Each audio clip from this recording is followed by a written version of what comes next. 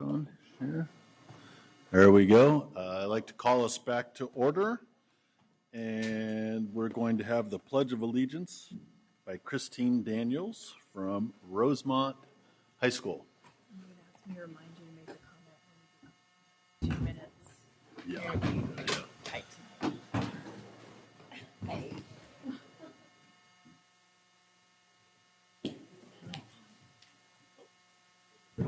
Did it again. It's over here. Oh, right there. I know.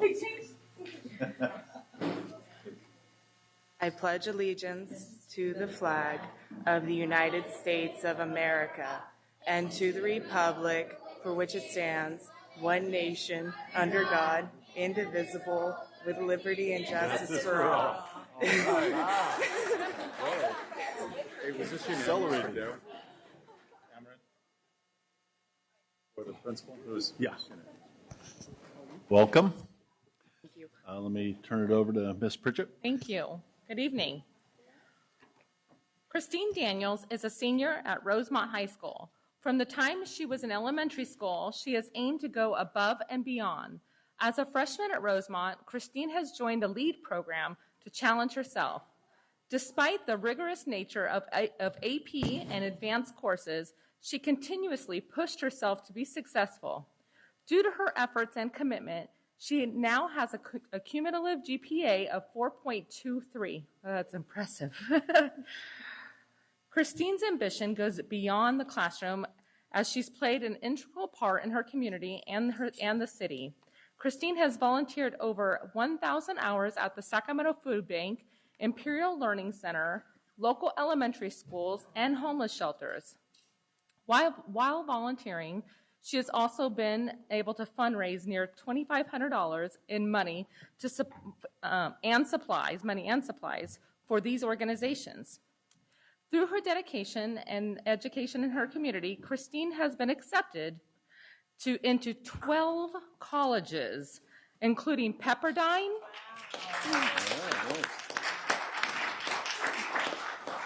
These 12 colleges include Pepperdine, UC Berkeley, and USC. Christine is also the first Rosemont student to be accepted into Harvard University. Amazing. Principal Vigil said of Christine, she is the type of student who has the drive and determination to achieve great things, and she will no doubt impact the world the same way that she has impacted the Rosemont community. We cannot wait to see how she influences the world. It is with great honor that we recognize Christine Daniels as our stellar student.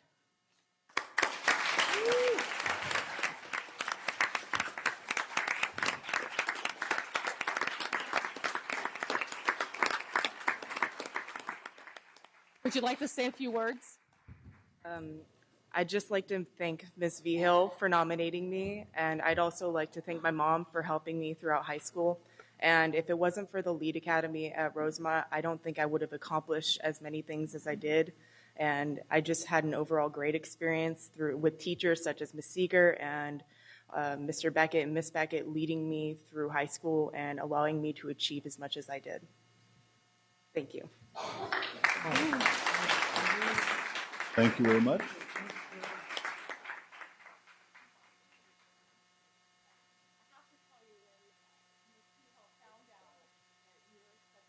I got the exciting phone call, so she's very proud of you.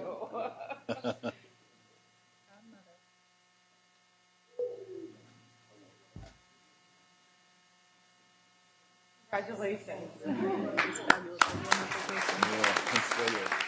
we get her into the speakers? Yeah.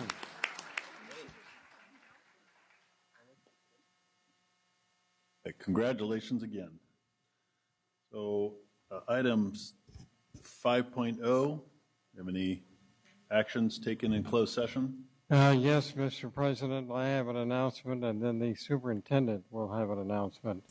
By a unanimous 7-0 vote, the board approved special education settlements in OAH case numbers 2016-090-346, 2016-120759, and 2016-120710. 1. That concludes my announcement out of closed session. Mr. President. Thank you very much. I also have an announcement. So I'm very pleased to announce that the board, by unanimous vote, 7-0, approved the appointment of Daryl Amrine as the principal of Capital City K-12 Independent Study Program. Yes, please.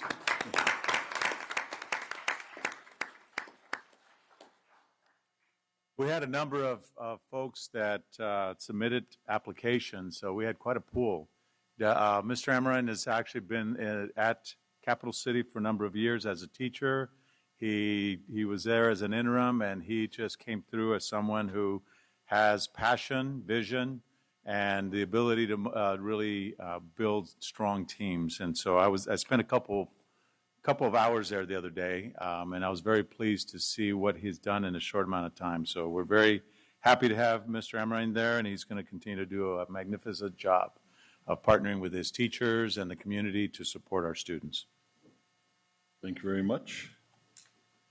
All right, we'll go to our agenda adoption item. We have a recognition of Resolution 2941, Children's Mental Health Awareness Day. I believe we have some folks that are coming down for that. Maybe we don't, but we have a... Oh, yes, we have Victoria, of course. Come on down. I'm sorry, we forgot to give us the name on here, so come on down. Thank you, Board. I'm Victoria Flores. I serve as the Director of Student Support and Health Services. Thank you for wearing your green ribbons today. Today is National Child Mental Health Month, and we know too few of our students have access to mental health care, but those kids that do, about 20% of those students that do, 80% of them get them here in our schools. So thank you for supporting our work. Thank you for wearing the green ribbon, and to everybody in the audience who has one on today and tirelessly helps our students. I appreciate your recognition.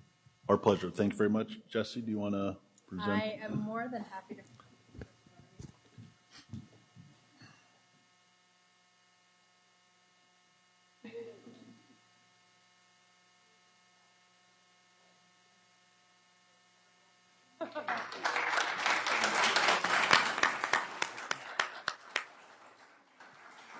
Can we get a photo?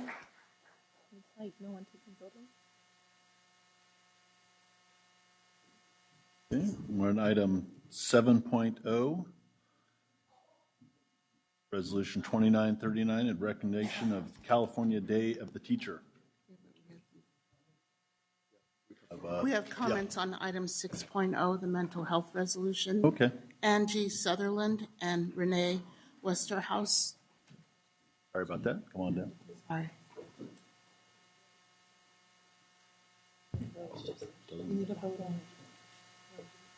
Good evening, everyone. I'm Angie Sutherland. I'm a parent in our school district. And I just wanted to thank you all for adopting this important resolution. There's so many students who are having mental health issues that we really need to spread the awareness of that there's not a stigma for needing help with mental issues. Just like if we needed help with another health issue, there wouldn't really be a stigma about that if you broke your arm or you had a sore neck. So we need to make these services visible and actually increase the services that we have, especially for our high-risk students, our special needs students. So I just wanted to say thank you so much. Thank you, Angie. We so appreciate your tireless efforts in the district.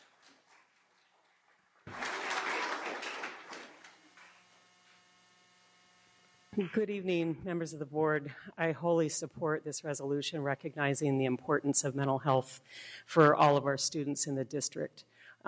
We all know how important it is to be in the right frame of mind if we want to tackle anything new like learning. And so mental health supports are part and parcel of a quality education. I think we also need to recognize, in addition to mental health conditions that may arise due to biological reasons or due to the life circumstances of the students that come to us, we also need to recognize the impact of a learning environment that may not be right-sized for each individual student. Later tonight, we're going to be hearing about the results of the special ed audit, and one of the findings in there is that we have a disproportionate number of kids identified with emotional disturbance, and it's well documented in academic education literature that inappropriate intervention can either cause or exacerbate underlying mental health issues. It's a real problem, and so there's no time like the present to focus on that aspect as well, and the extent to which we can make sure that our teaching environment meets every child's needs, including those with disabilities. Thank you very much. Thank you. And thank you for your time. We have one more card on this item. Grace Trujillo.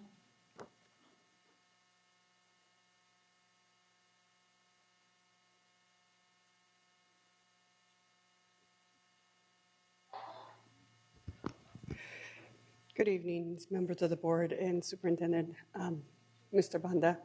I agree with all prior speakers, and I think mental health is a big issue. You know, I think they gave all the reasons why it should be. And I think in my situation, my son has mental health issues. And I think it's very difficult to work with and to how to handle it, you know. And I think it's important that schools and principals are aware how to go about handling those types of scenarios, you know, because it has an impact on the child. If it's dealt properly, the child will succeed and be successful. Not only in my son's situation is very apparent, but there's a lot of other children that it's hidden, that you don't know that person has it, and they're struggling with it. So as a school, you need to be able to identify and find the resources to deal with and give them the proper support and give them services that are appropriate and beneficial for the child. Thank you. Thank you, and thanks for the work you do. We needed to take a vote. We need to take a vote on the first resolution, 2941. Do I have a motion to approve? So moved. Second. All in favor? Aye. Okay, very well. And thank you. Thank you very much for that. We'll go to item 7.1. Let me recognize Ms. Pritchett. Thank you. First, we'll do resolution number 2939 in recognition of the California Day of the Teacher. Can I get the members of SCTA and anyone you brought with you up to the podium as I read? So as you're coming up, I'll go ahead. It is with pleasure that we have a resolution in recognition of the California Day of the Teacher. Whereas on May 10th, 2017 has been designated throughout the state of California Day of the Teacher, and whereas teachers as well as counselors, librarians, social workers, and other certificated personnel touch many people with a lasting effect, and whereas certificated staff overcomes obstacles and challenges daily to make a difference in the lives of students and families. Now, therefore, be it resolved that the Sacramento City Unified School District Board of Education commends our teachers and encourages parents and the community to recognize the efforts of certificated staff as we celebrate May 10th, 2017 as the California Day of the Teacher. We need a... Well, do they have comment? Did you guys have comment? Would you like to... Wanted to say on behalf of our 2,600 members, we appreciate this national recognition of teachers' hard work every day and the other certificated staff that we represent. So thank you very much. Thank you. Thank you. We need a vote before I bring it down. All in motion? So moved. Thank you. All in favor? Aye. Very well.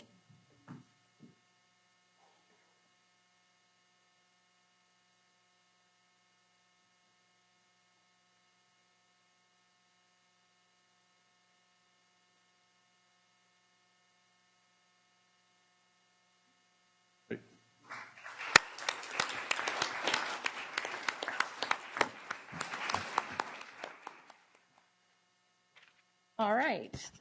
It is also with pleasure that we get to recognize our nurses for National School Nurse Day. Who is here representing the nurses? Come on up. Maybe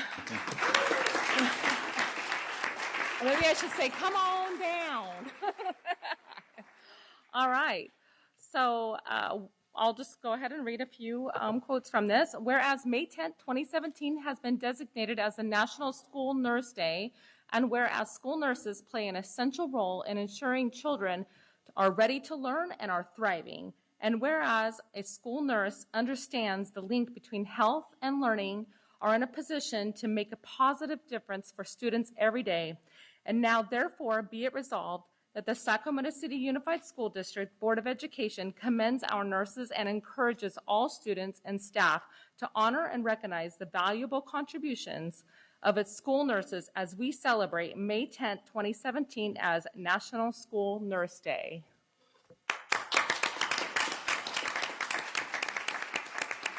Did you want to say something? Thank you, Board. I'm one of the lead nurses, Suzanne Ochterlony, and this is Terry Fox, the other lead nurse. We would like to thank the Board for honoring us. We have 21 nurses in our district, which serve the 43,000 students here. And we would just like to share a quote from the National Association of School Nursing.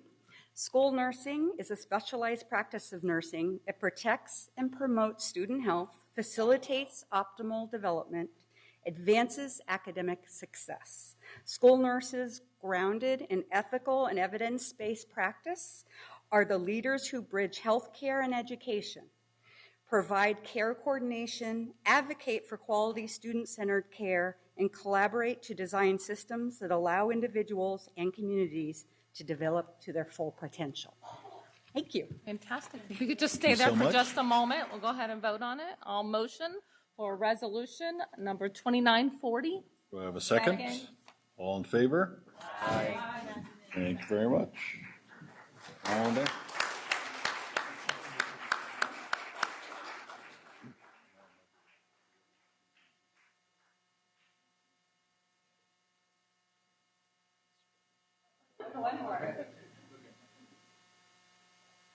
Great. Thanks again.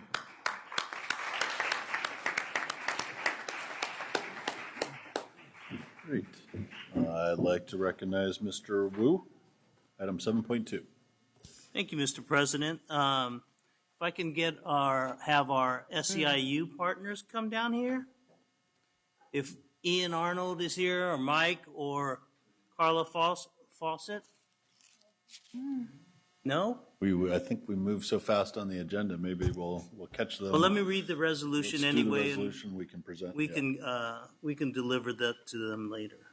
Whereas the education of youth is essential to the future of our community, state, country, and world. And whereas classified employees are the backbone of our public education system. And whereas classified employees work directly with students, educators, parents, volunteers, business partners, and community members. And whereas classified employees support the smooth operation of offices, the safety and maintenance of buildings and property, and the safe transportation, healthy nutrition, and direct instruction of students. And whereas our community depends upon and trusts classified employees to serve students, and whereas classified employees with their diverse talents and true dedication nurture students throughout their years. Now, therefore, be it resolved that Sacramento City Unified School District Board of Education does hereby proclaim May 21 through 27, 2017 to be Classified Employee Appreciation Week. Thank you. All right. So with that, Mr. President, I would like to move resolution 2942. Great. We have a motion and a second. All in favor? Aye. Aye. Opposed? Very well. Thank you very much. Can we vote? Very good. And I found my ribbon, so let me put that on. Item 7.3, Dr. Taylor and friends.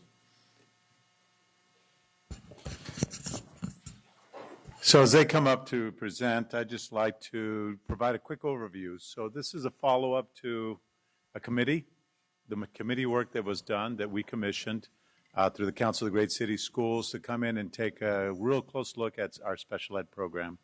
They did a very comprehensive view that included looking at data, our organizational structure, delivery models, and transportation. And so we have folks from the Council of Great City Schools here to be able to present the findings.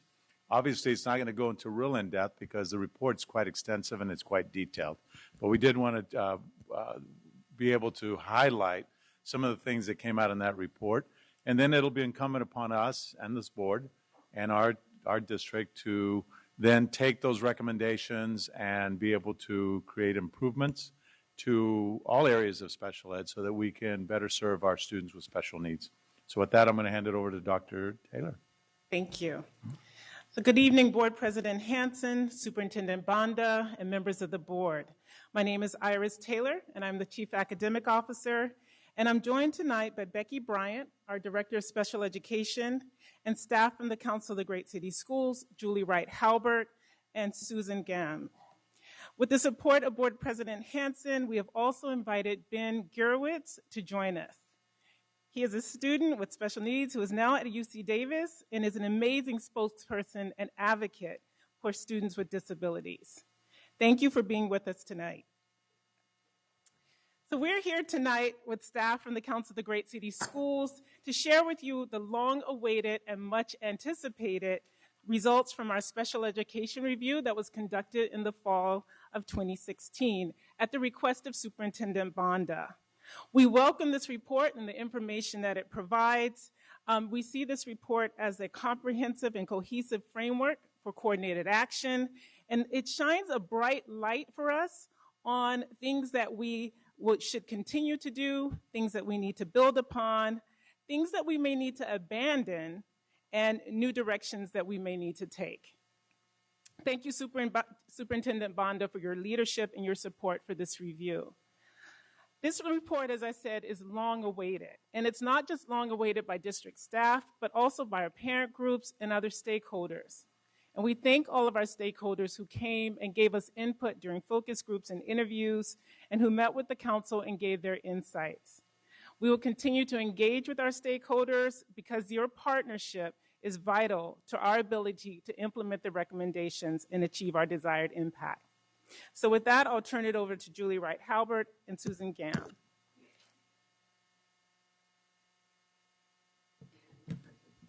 Good evening. Thank you, Dr. Taylor. I'm Julie Wright-Halbert, and it's a pleasure and an honor to be here. Thank you, Chairman Hansen, Superintendent Banda, and members of the board.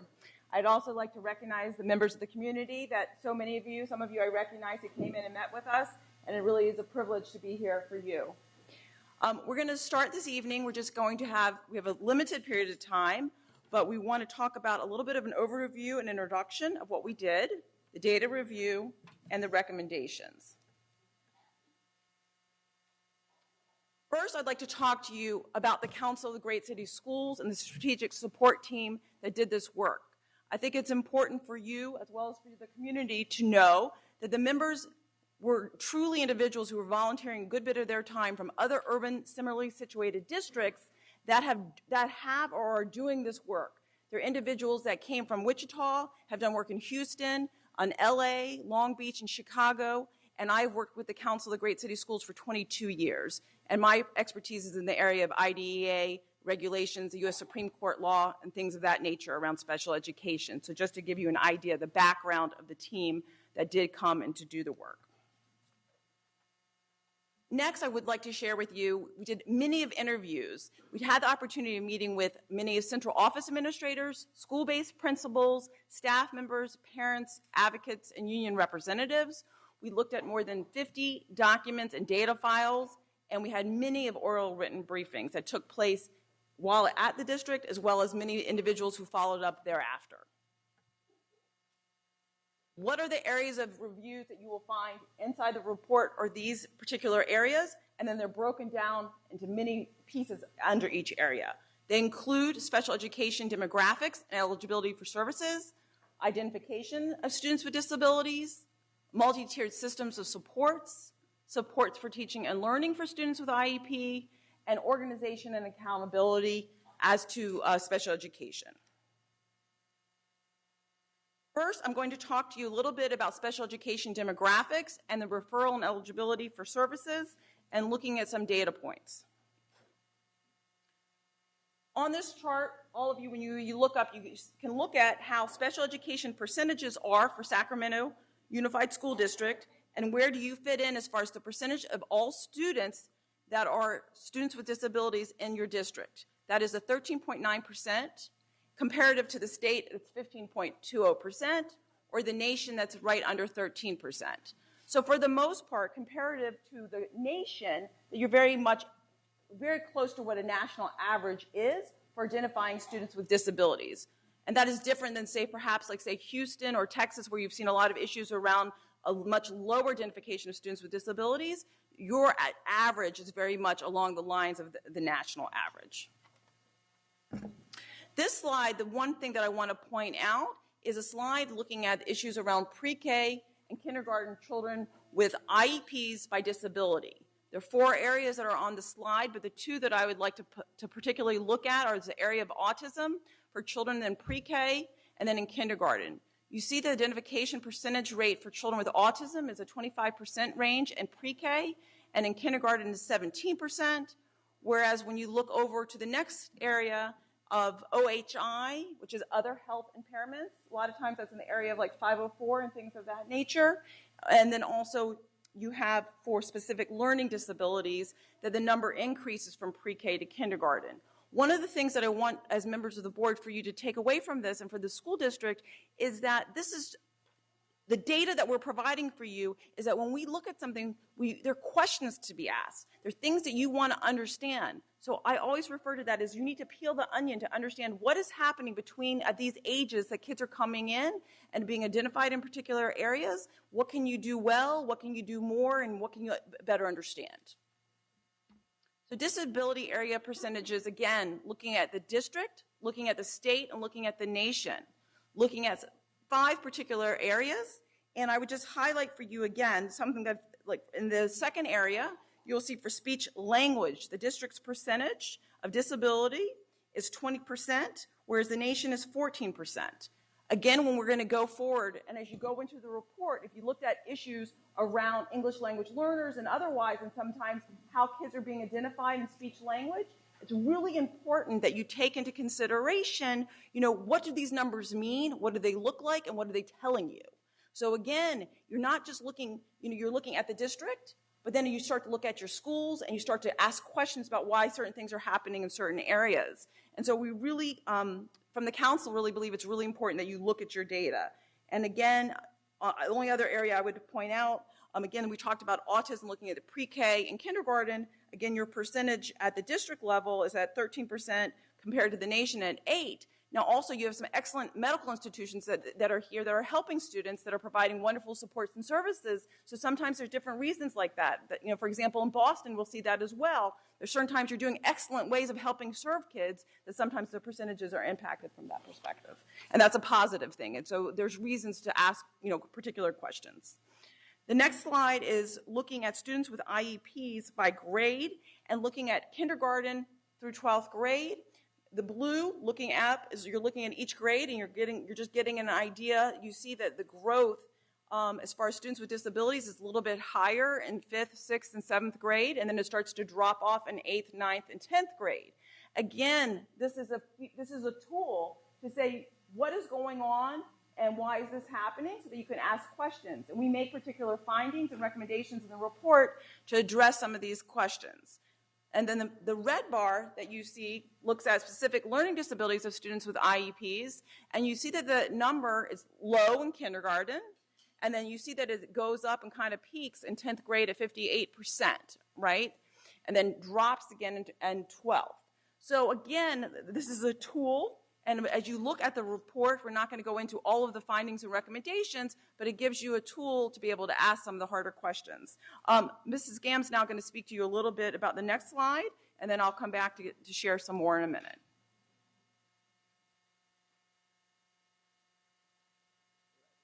Okay. Hopefully I won't mess up the arrows, and I'll keep going forward. Hi. So I'm going to talk to you about the next slide, which presents what we call risk ratios. What is the risk that a certain group of students will be identified as having a disability compared to all other students? And we use the risk ratio, which is now based on a very recent federal regulation that requires all states to look at disparities in special ed using a risk ratio model. The state of California has yet to decide what level of risk above which they will start monitoring and looking at as being disproportionate, but it's a very useful tool to start looking at the issue of disproportionality. As you'll see, across the board for all students who have a disability, basically there's very little risk that one group compared to another group will have a disability. The next slide, however, did I do this right? Right arrow. Okay, I'm learning. This slide shows that if you start disaggregating the racial ethnic groups by disability area, you start to see a different pattern emerge. And the most significant pattern is that in the area of emotional disturbance for students who are African American, where they are 3.3 times more likely than any other student group to be identified as having an emotional disability. You see that line is at 2 times. That I call it the Sue Gam line, where I start to get concerned personally if I see a risk where one group is twice as likely as another group. The state of California may choose a risk ratio of 2 or higher.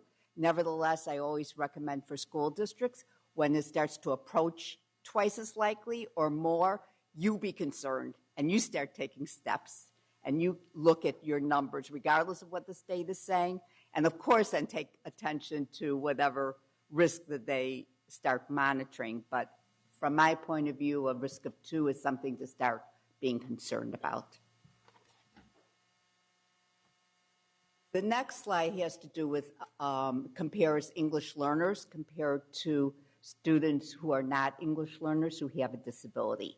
And here you see, using again a risk ratio of 2, there are 2 areas that become areas of concern, and that is for students with an intellectual disability, where English learners are more than twice as likely, 2.37 times more likely than non-English learners to be identified as having an intellectual disability, and the area of learning disabilities, where they are 2.12 times more likely than peers. Now, some of the reason for this may be that in this group are what we call long-term English learners who have been unable to pass the proficiency exam to exit the category of English learners.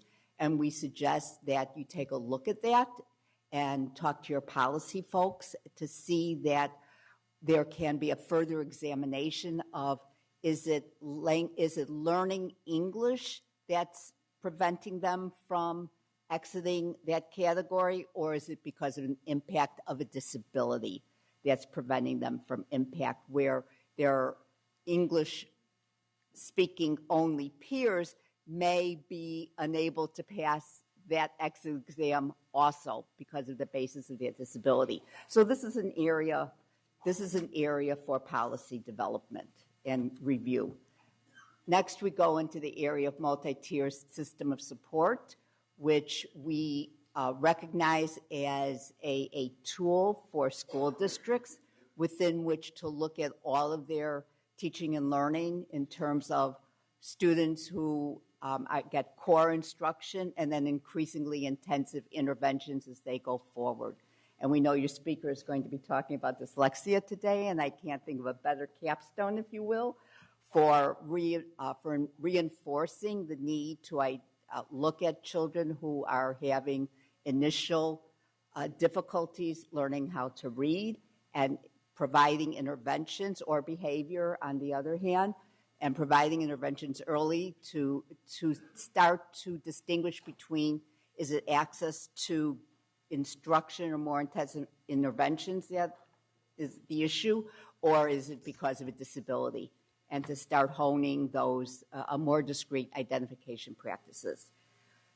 These are the components of what we recommended that the district look at in terms of initiating and developing their framework and actions around the area of multi-tier system of supports. We know that through our focus reviews and talking to your personnel from schools, that you do have what I'm going to call islands of excellence, where regardless of the fact that there really is not a a system-wide framework in place today and standards and professional development to implement that. That there are schools that nevertheless are going ahead and taking steps forward in this area. I think the goal of the district is not to have islands, but to go to scale and to have every school be an exemplar of excellence in this area. We did note through our discussions that the district had begun to take action in this area, and because of concerns by the union, those activities have not gone forward, and we urge that that as soon as possible these issues be resolved, and that what we are recommending is you go forward post haste. Looking now into teaching and learning. We started off with what we call NAEP data. It's the national assessment for all students across the country that samples student achievement from grade 4, grade 8, and grade 12. And we look at this because it gives you a sense of where California lies in terms of the rest of the nation. So when we look at your Smarter Balance assessment, you could get a sense of, is that going to become comparable to other states, other school districts in other states, or do we need to put it in perspective? And this helps you to put in perspective where California does lag behind other districts.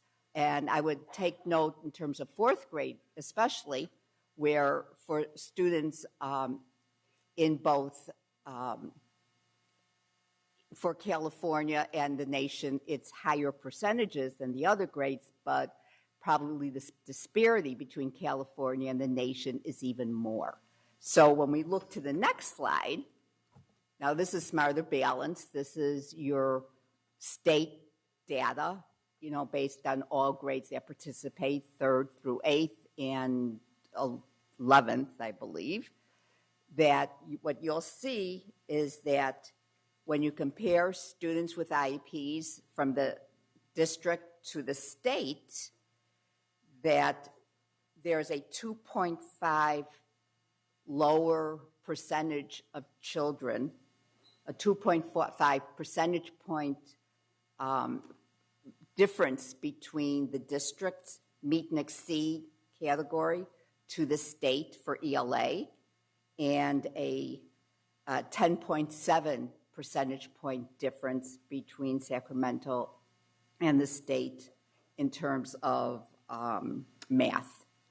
And that is for all students with IEPs. So putting in perspective that the state lags behind the district, you can sort of sense where you would land compared to the rest of the country. So there's room to grow here, right? That's the opportunity. There's a lot of room to grow, and we hope that with the recommendations we have given you, we're giving you some avenue or some goalposts, at least in terms of how to get there.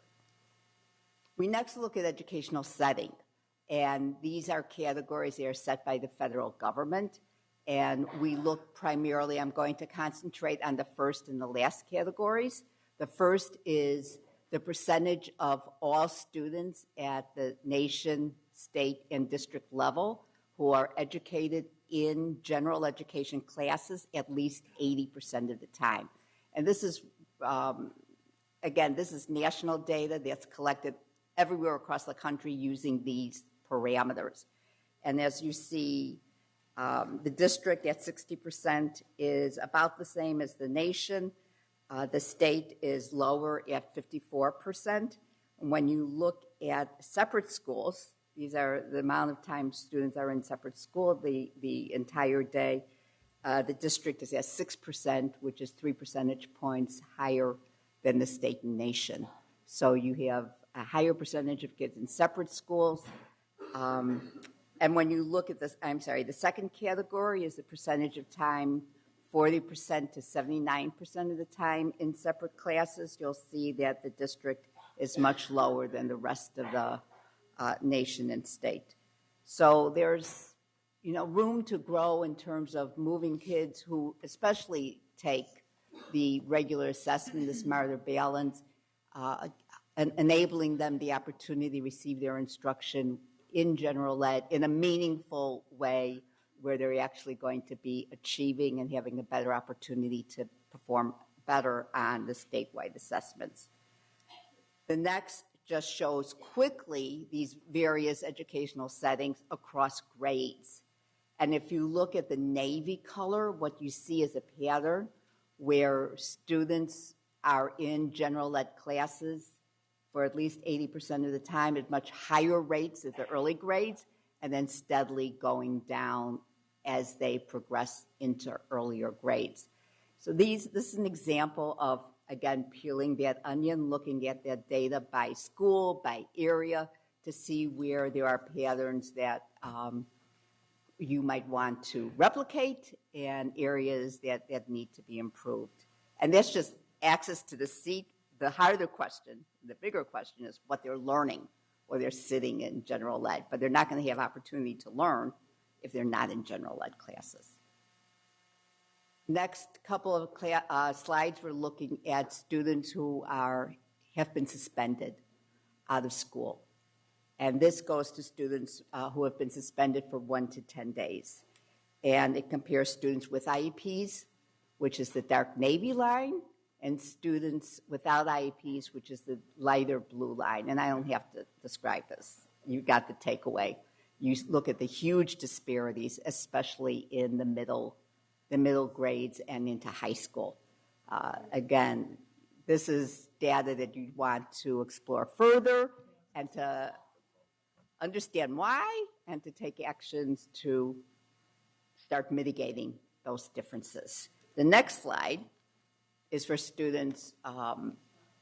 It shows risk ratios by race and ethnicity, looking at out-of-school suspensions for 1 to 10 days. And I drew my SUGAM line at 2.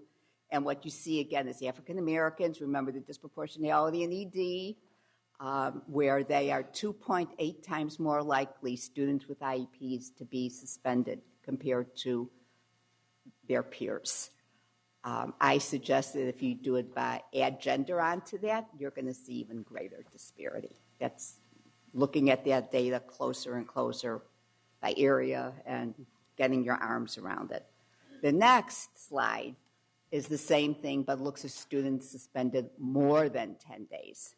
And here you see, again, using the SUGAM rule of more than 2, that African American students with IEPs are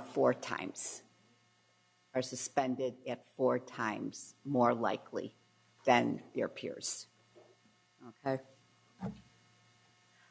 This is where MTSS, I want to reinforce, comes into it. The earlier you get working with students, even before they're identified as having a disability and interacting with behavioral issues, you have a much greater chance at interfacing and addressing those issues, the mental health issues, the behavioral issues, so they don't continue to escalate the older they get, and you have this kind of issue. Next is graduation. I'm just going to show you the trend lines. Students, all students at graduation, the graduation rate is increasing.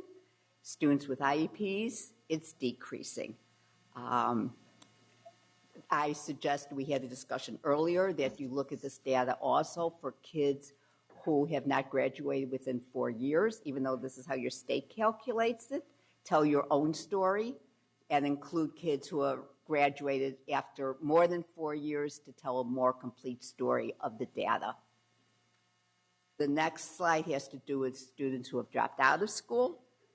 As you can see, it started looking really good until you get to 2013-14, and then whoops, it's an increase. That part of that is due to a change in how that's been calculated. But if you look at the discrepancy between all students and students with IEPs, you still see that there still is room to grow for students with IEPs in terms of reducing that dropout. The next slide. It's a great slide, great information. How are your kids doing 1 year after they leave high school? And this, again, is something that the federal government requires states to report, and then you have to provide that information to the state. And it looks at what they're doing in terms of enrolling in higher ed or competitively employed. It's all added upon each other, and in some other kind of training. So with limited time that we have, we'll just try to bring some things together and then allow time for the members of the board to ask some questions. But what I want to highlight here is the Community Advisory Council. And we had really an honor of kind of meeting with them and asking a lot of questions and discussing. If you look at the report, there's a lot more detail. But I would like to just kind of first just highlight a few of the areas. A lot of discussion around improving academic achievement, and again, as Sue was talking about, positive behavior. There was a lot of discussion around families of English learners and being concerned about how they understand the special education process and their involvement in the process. There was a strong desire to have a better understanding about special education, student characteristics, where kids are educated, the length of time that they're educated. A lot of discussion. We looked at data that Sue just described around special day classes and movement into less restrictive environments. There was a lot. I would say to you that parents had strong interest as far as being in those situations, but also being concerned about how their kids would be supported in those environments. One thing that I want to bring to your attention, there was also discussion around assistive technology, around accountability at the school districts and at the areas in the school levels, and there was a lot of discussion regarding transportation and other issues. With so little time to kind of continue to talk here, I'm going to go to the next slide, and then I want to try to summarize, and then hopefully we can maybe answer some questions to fully address the rest of the report. One thing else I would want to say is that there's a lot of conversation around academic achievement and as well as social emotional and in the issue of inclusion. I want to share with you that we had several major findings. Sue talked a great deal about the multi-tiered systems of supports. There was clear concern around from all parties, from the districts, from the union, from the parents, from everybody to move forward to look at academics and behavior and to look at how you're progress monitoring and how you're dealing with these issues. The one thing that I want to bring to your attention is that Sue commented that things from November when we came in until today, that things haven't moved forward. We're definitely concerned that perhaps because of what's going on at the bargaining table, that there are concerns that things aren't moving and that we're concerned about children. And I would say to you that the parents and the community members and the unions and the district, everybody said they were concerned about these issues. Everybody has the best interest of the students at heart. And the question is how are we going to get there? And we hope that our recommendations will help you get there sooner.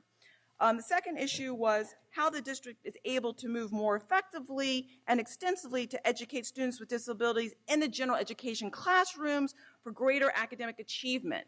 Sue talked to you. You saw the data about the educational settings.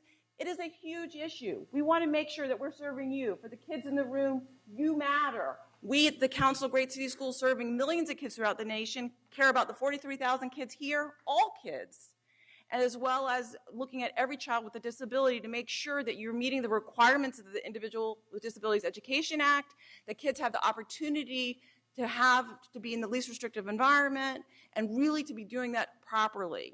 So again, we really encourage you to look at our recommendations in that area and see how you address it. There's also a huge urgency to make sure that you're dealing with the vacancies that exist and to make sure that you're doing everything you can do to support teaching and learning in the classrooms to fill those positions. So again, that's an area that we definitely had a lot of concerns with. Clearly, professional development, monitoring, when you're looking at issues of the multi-tier systems of supports, there's a lot of things that go to how you're doing your progress monitoring and assessments. We could talk for extended period of time, but I really encourage you to look at our recommendations. These are some of them right here. How are you supporting your schools? How are you working together? And we're clearly here to answer any questions that you have regarding teaching and learning. Sue, do you have anything real particular you want to add? I think it's best for us to go to questions, and then we can answer any questions that you may have. And Sue, why don't you join me? Oh, go ahead. Before we go to questions, though, we're going to have Ben Gerwitz come up and just share a little bit of his reflections and his experience. Thank you for having me. My name is Ben Gerwitz. I'm currently a freshman at UC Davis. I am dyslexic, I have dysgraphia, and I have slow processing disorder.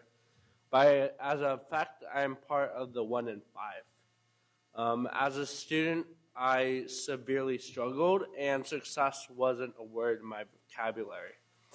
However, through a series of learning skills such as motivation, metacognition, self-actualization, I became able to understand how to be a successful student with disabilities. And what I'm here today is to urge you all to consider giving students in your district the chance that I got. Because the chance that I got was rare, but it's there. So I urge you to consider robust improvements, or not improvements, but developments in how we see students who learn and think like me. So thank you for your time, and thank you for having me.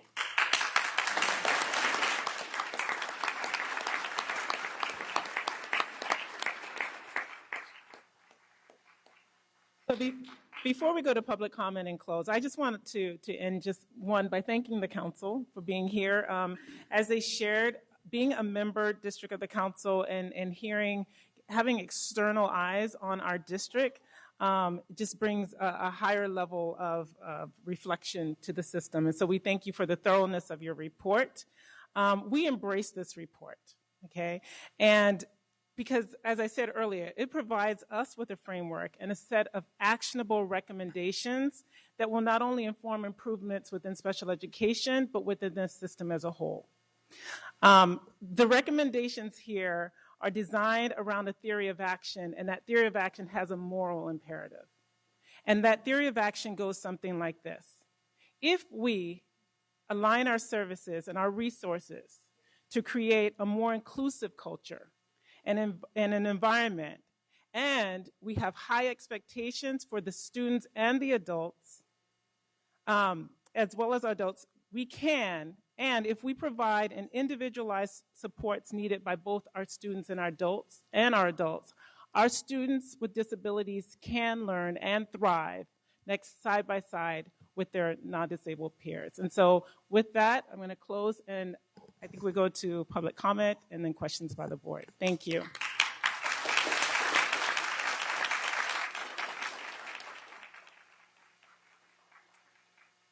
Mr. Barrios. We have 3 public comments.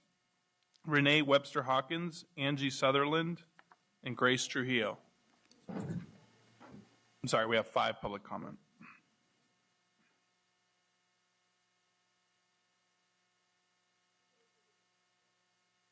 Okay, go ahead. Hi. We hope you'll indulge us. There's a number of us that wanted to make public comment instead of engaging you for the next 18 or 21 minutes. We'd like to combine our time and maybe just share our reflections on behalf of the ad hoc committee of the Community Advisory Committee for Outcomes in Special Education. I'm Renee Webster Hawkins. I'm the chair of that ad hoc committee, and we met tonight to digest pretty rapidly this really in-depth, broad report that was posted 2 days ago.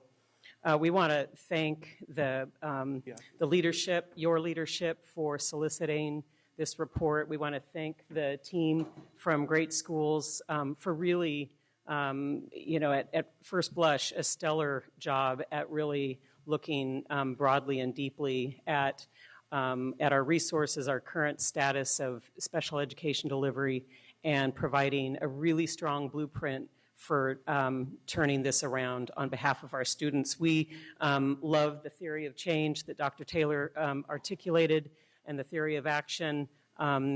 This needs to be a destination district for all students, including students with disabilities. And this report in your hands should not go on the shelf. Hopefully you carry it with you everywhere you go. Just briefly, we appreciate the presentation that Great Schools provided.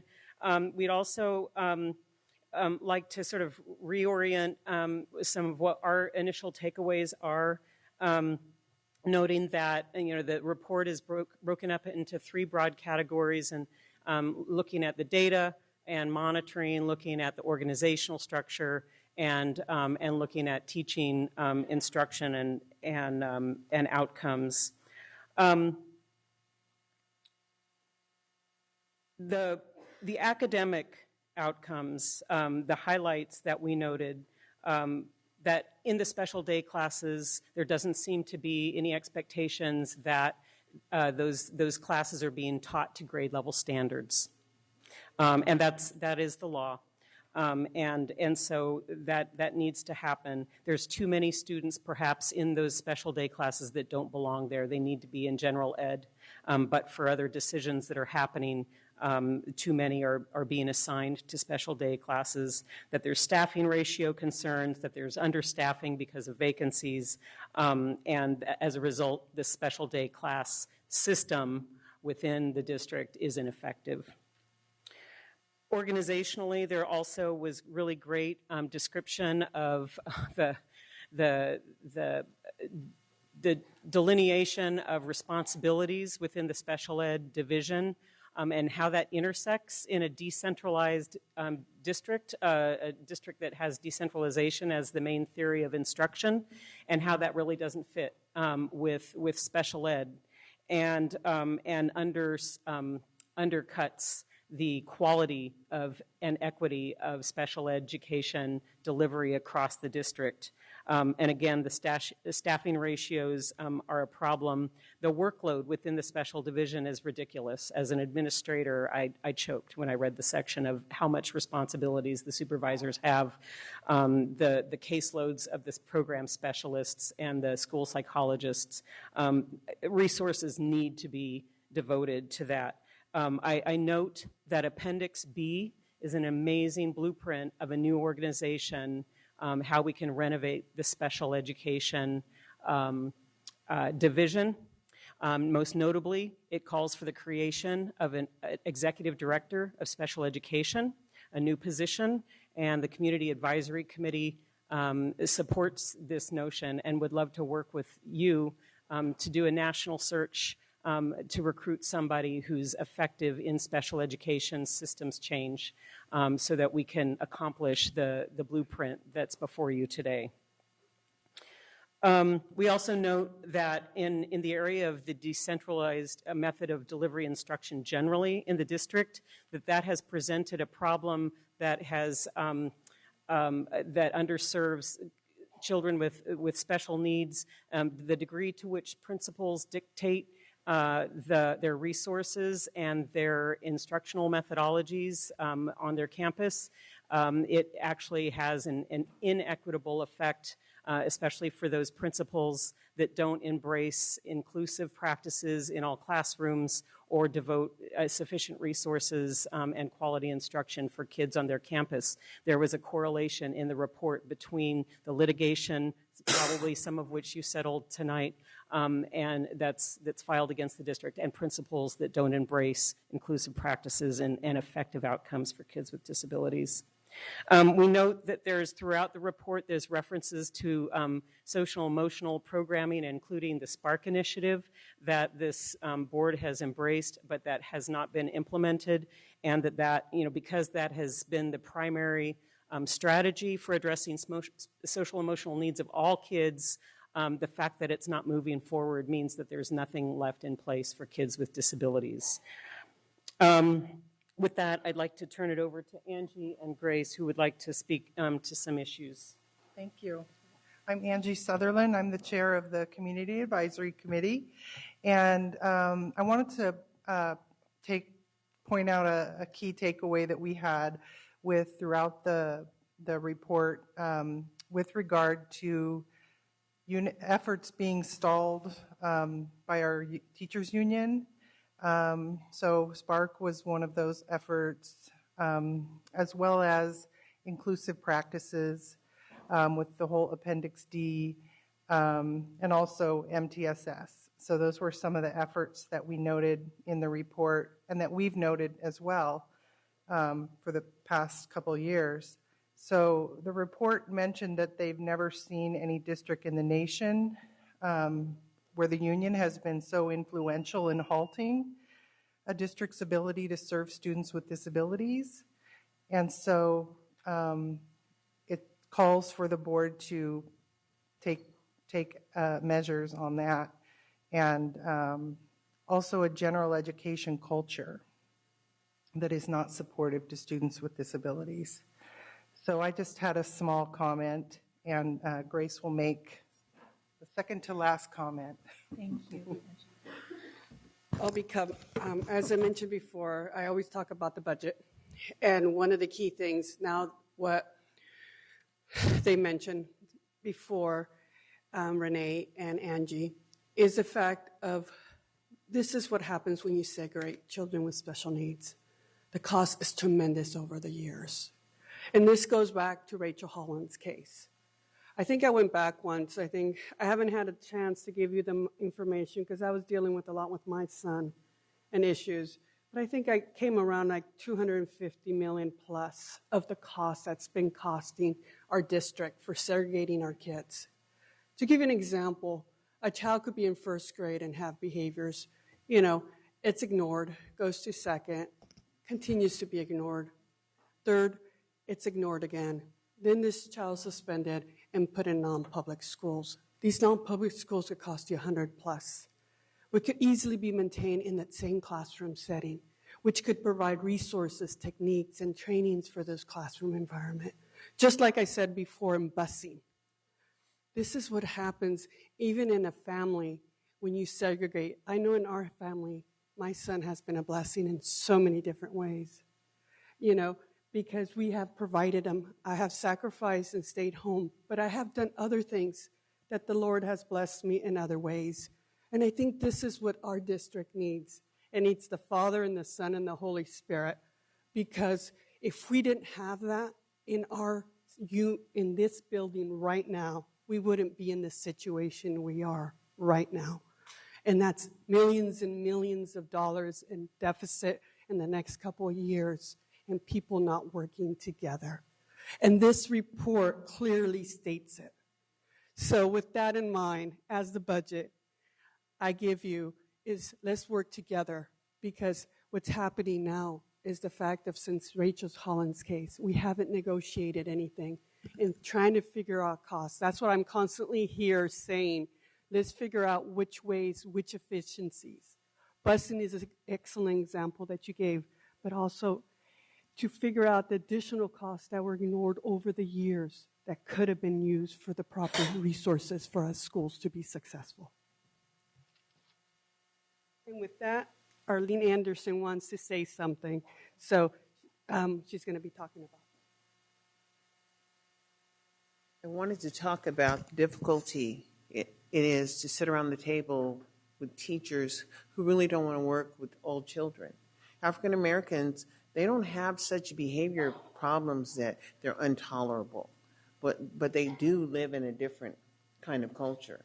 And so with the number of kids who are being referred to the SARB, the Student Attendance and Review Boards, the number of kids, how the data is collected from kinder to third grade, by the 8th grade, they are so far behind because willful defiance is a reality. And I don't know what to do with parents who have 55 pages or more of behavioral issues, and just because the student shoved in the kitchen or in the cafeteria, but that goes to the permanent record. But when the permanent record and the student is so far behind, but when the student is in the community and they get in trouble, that record follows them to the juvenile hall. And that is looked at from kinder on up.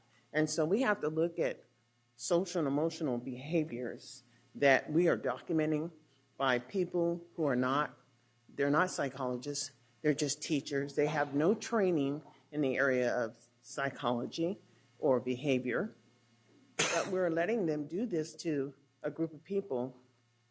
And I don't understand how come we can't have a community meeting in regards to African American, the failure of this district. My son was successful. All 3 of my children were.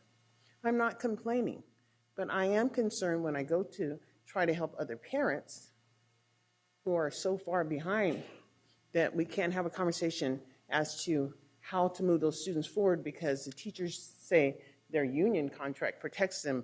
They don't have to go do the catch-up when the student is in the 5th grade or the 8th grade and they're at 3rd grade reading level. Well, what happens when the 8th grader is in the 8th grade with 3rd grade reading level? That's failure, but the district keeps them on that track of high school graduation until they drop out. And so a lot of that is just dropout data. Students don't come back.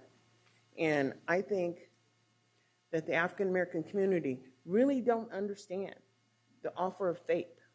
They really don't get it, that this is something that should carry them through life. And it's not, because our community, I'm finding, is dependent on that poverty, dependent on the failure. And we have to change our mindset to make our community more successful. Thank you, Darlene. So just in closing, a few comments on Darlene's point. The data that you saw tonight should cause all of us to stop what we're doing and figure out how we're going to turn the data around that shows that our African American kids with IEPs are being identified with emotional disturbances at a far higher rate than anyone should accept. And also that our students with disabilities are being suspended at a far higher rate. Just by way of personal anecdote, my son is African American. In 1st grade, I asked for an assessment, and I asked the school psychologist, we think he has a learning disability. How do you test for dyslexia? And the school psychologist looked at me in the eyes and said, I don't have a clue. Her conclusions, he has attention issues. Fast forward to 4th grade. He was assessed again. We said, we think he has learning disabilities. How do you test for dyslexia? I said, it was hard for him to open up to us. We think he has autism.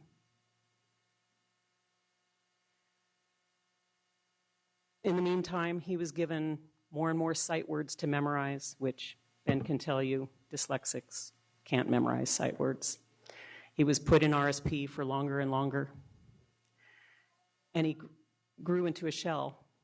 In October, we pulled him unilaterally and put him in a private school, Loomis Gateway Academy, that specializes in teaching kids with dyslexia. In those 6 months, his reading level has increased 2 grade levels, his math 4. He's a new young man. Before we pulled him, he would often go to bed at night worrying that he's going to end up in juvenile hall.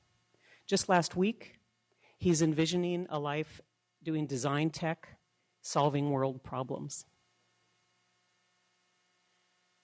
Moving forward, this report begs for a new standing committee of this board, tasked with special education overhaul and to implement over a long-term strategic plan to implement the recommendations in this blueprint. And the Community Advisory Committee formally requests membership on the board. The report suggests the board should be seeking our feedback from time to time. We need membership on that standing committee. Thank you very much for investing in this report. Thank you. Thank you very much. Angel Garcia, followed by Nikki Malevsky and Claude Joseph. I'm sorry. Yes. Wow, that was hard to follow. Welcome. Good evening, board president, board members, superintendent. I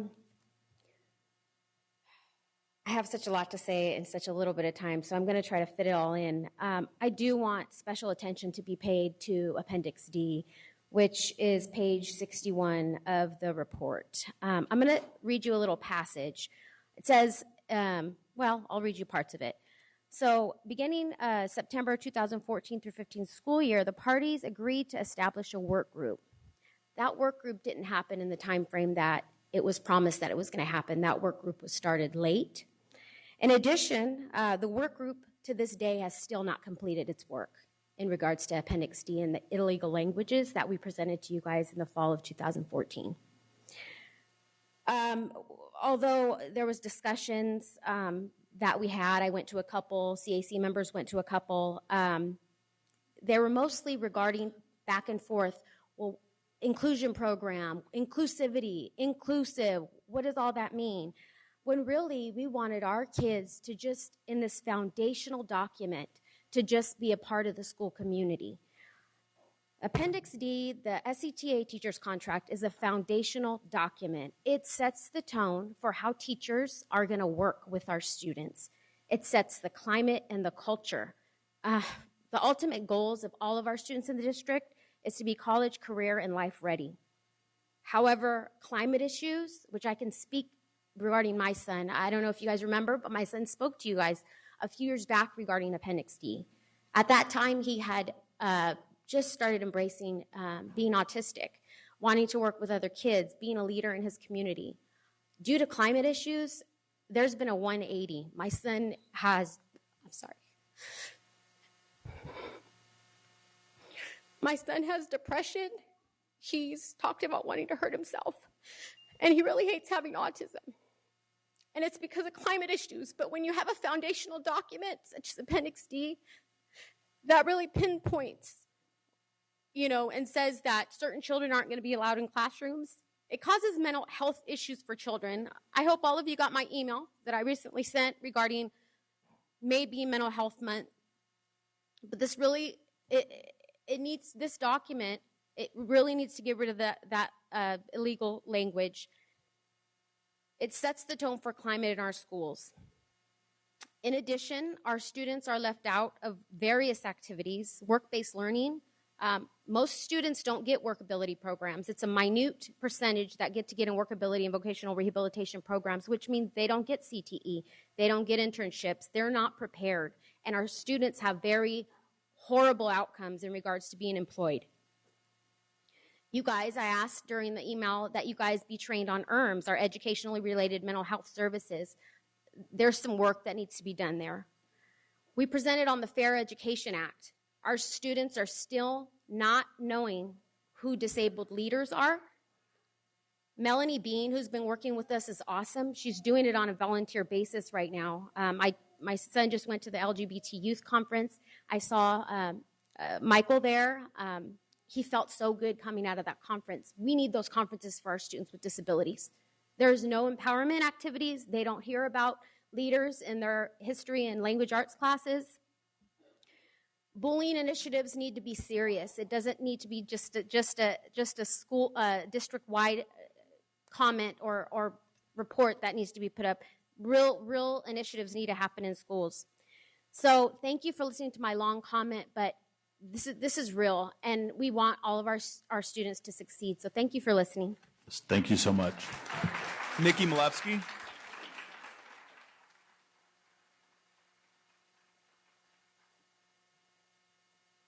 Good evening, members of the board. Nikki Malevsky, president of the Sacramento City Teachers Association. And in my years as an SCTA leader, I've spoken many times to this board, both publicly from this dais and privately, about teachers' deep concerns about the lack of interventions systematically done in our school district. I've spoken with you about our concerns about our large number of students identified for special education, our over-identification of students of color with emotional disturbance and other issues that we are very happy this report has brought to light. It has been a requirement for years through IDEA that this district, all districts, provide multi-tiered interventions. Our district has completely been bereft of Tier 2 interventions. There is teacher work harder in the classroom, and I tell you, teachers work so hard to try to meet the needs of their students. And then there's special education. And this district misses that in between, that Tier 2 intervention, that more targeted, systematic intervention that monitors a student's progress, gives them what they need before they have to feel so far behind, go through the process to qualify for special education. It's something that we've been asking this district to do for years, as well as improve their special education program and truly have inclusive practices in a well-resourced manner. In fact, since we started negotiations in October, We've made proposals for revamping and resourcing special education, creating inclusive climates, having systematic interventions and multi-tiered system of supports, to have a bottom-up restorative practices, and to lower the caseloads for school psychologists, nurses, program specialists, and counselors. The district has rejected every single one of those proposals. It's not like your bargaining team came back with a counter proposals and said, hey, we have the same concerns, but we think it should be this way, or, there was nothing like that. It was just no.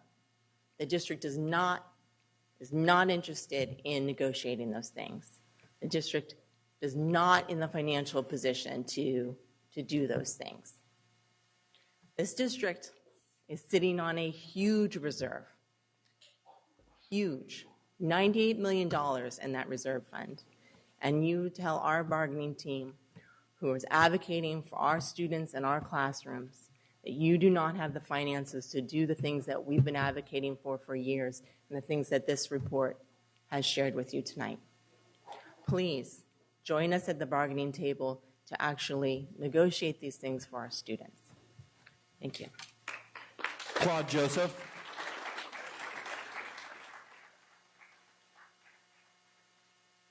Good evening, everyone. My name is Claude Joseph, and I am a founder of Those Angels Foundation. I made a commitment to the board that I would come back and give reports to a project that the board and I partnered in together. A couple years ago, the Sacramento City Unified School District and a young organization known as Those Angels Foundation partnered to work on this project to send school buses to Haiti to provide transportation for children who would otherwise be walking long distance. These school buses, if I may remind you, were surplus buses that were no longer going to be in use. And you did this great act in providing these school buses to us instead of sending them to scrap metal. So we appreciate that. So the report that I have tonight is that it's been a long journey. It's a couple years, been very difficult to get these school buses to Haiti. Fortunately, the Department of Defense has stepped up because of a long campaign that we ran, a media campaign. The Sacramento Bee wrote about the project. NPR actually reported on the project. And they decided that they will be sending these school buses to Haiti for us. So I just wanted to come and thank you for making this provision, and to let you know that I look forward to continue working with you. And if there's anything that our organization can do to help in the process of elevating the students that you serve, we're more than willing to do so. Thank you very much. Thank you very much.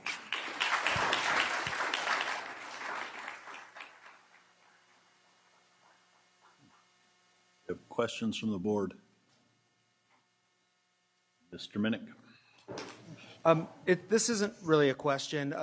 It's more of a thank you to those of you who've put all this work into it, and to everyone who spoke today. I really appreciate the passion that this comes to. It brought back a lot of memories for me. Early in my career, I was a one-to-one aide in the inclusion program in a special day class. And I have these memories of going with my student to the general ed classes and having teachers tell me, he's not going to be successful here. Like, he shouldn't be in this classroom. He should stay in the special day class all day. And I remember how frustrating that was. And I remember trying to fight that system that allowed that to happen. And, when he was in those classes, he was successful on many ways, academically, but, predominantly socially and emotionally and that development. And so I really appreciate, especially when we look at these numbers, that we're not having our students in those inclusion opportunities in general ed that they need to have. I know how important that is. So I really appreciate you and all those folks who spoke today, and I'm hoping that we can move forward and make some of those changes soon. Thank you. Ms. Pritchett? Thank you, President Hansen. So, first off, I wanted to thank the Council of Great City Schools for doing this report for us. And, you always want great news, but sometimes it just doesn't end up that way. And this is very eye-opening for us. And so I think that we all know what the issues are now, and we need to look on how we can fix them. And I think that the recommendation from the CAC of having a standing committee and having them be part of that membership is actually a very great idea moving forward and working through these issues.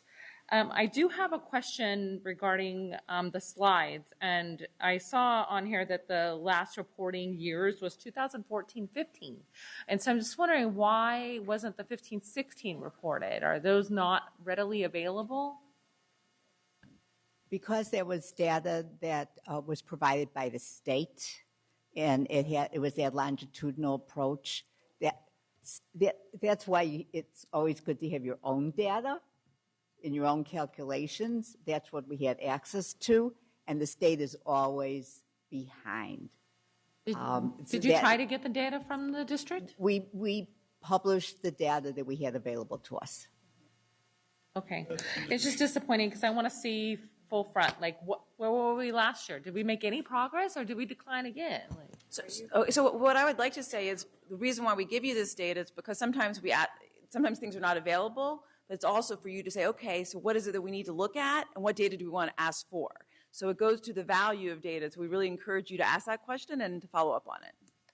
Yeah, I think that that's probably something that we need to discuss and seeing that current data when we move forward, working as a district and partners together.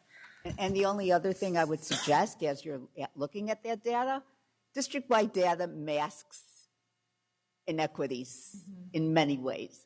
Yeah. So when you look at that data, many different ways, by race, ethnicity, by gender, by area, area of the superintendents, and to really get a handle on where are the outliers so you know where to dig deep. Actually, very great advice. Thank you so much. That was my only question. Good. Ms. Feng. So I just wanted to take this time. I also don't have questions. It's just more of a comment to really thank Julie and the team for doing this report, and thanking CAC for all the great work that you all are doing. This is absolutely unacceptable as a school district, and I know I'm feeling it, and I can feel it on the dais from fellow board members as well, that this is definitely a call to action. All of our students students with disability deserves the best opportunities to succeed.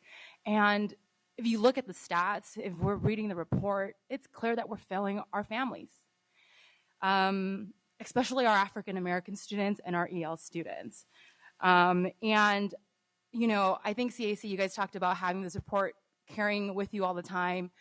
I'm going to take really a deep dive into this report. And I think the recommendation of having an ad hoc and having board members be part of that ad hoc to really look at special ed in the school district is going to be critical for next steps in terms of really trying to rethink how we do special ed here in our district. I just really want to thank you for your work.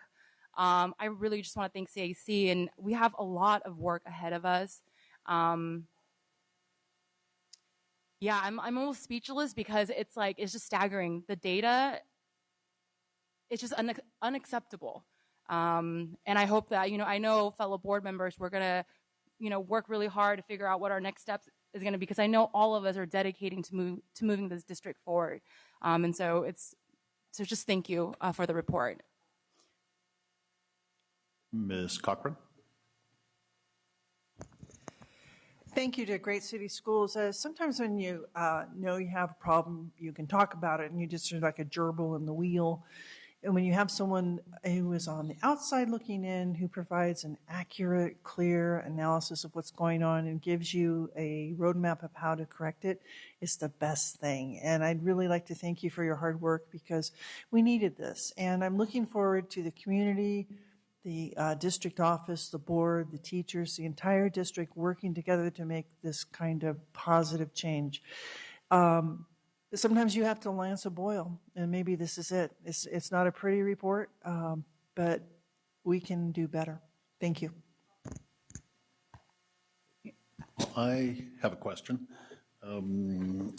Iris, I asked if you would have an opportunity to give us kind of a ballpark of some dollar amounts, since we're going into the budget season and we're going to be making the decisions about how we spend our funds. I thought it would be appropriate for us to get some ideas of ballpark figures on some of the different items. So I'm not going to hold you to any of these. I know it's a tough, Right. not, I don't want Gerardo to get mad at me, but Yeah. maybe you can just give us some ideas generally of what we're talking about. So when we start making those decisions, we can be honest with ourselves and with the community about what would be needed to make some of these changes that are very important. Yes, Board Member Hanson. So we began to start some initial forays into trying to cost this out. And tonight, just don't have exact numbers for you. We're just going to need to look a bit closer, as I explained to Gerardo, who's been caught up in negotiations and a number of other things. Like what I'm sharing, what we've done is kind of try to lay out for each recommendation what are the items that we would potentially need to cost out. And I shared with him that I'm going to give you the Cadillac version. But unfortunately, we don't have those exact numbers with us here tonight. We have 2 board presentations that are coming up in June, reports that we need to submit to the state, where we also want to maybe expand those presentations. And so I'm going to ask that we be able to come back to you at our next board meeting with maybe some more definitive answers around that. So You have I a apologize. ballpark, or is it like over $50, over Oh. 50,000, I'll over a just million, over 5 I'll just say there are million? lots of zeros. How Yeah. about that? Lots of zeros. But I want to say there's a lot of efficiencies of scale there in there as well. So if you do certain things that we recommend, there's capacity to have a lot of efficiencies that can really make a difference and do things across the system. One thing I wanted to say that struck me as you were speaking is to look at this almost as kids with disabilities as canaries in the coal mine. And I guarantee that if this group of kids there's a focus, it's going to raise achievement for all kids. Because these kids are in general ed. Most of your kids, and hopefully more, are educated a lot of the time in general education, and they've got all of their peers with them in that class, many of whom are struggling also.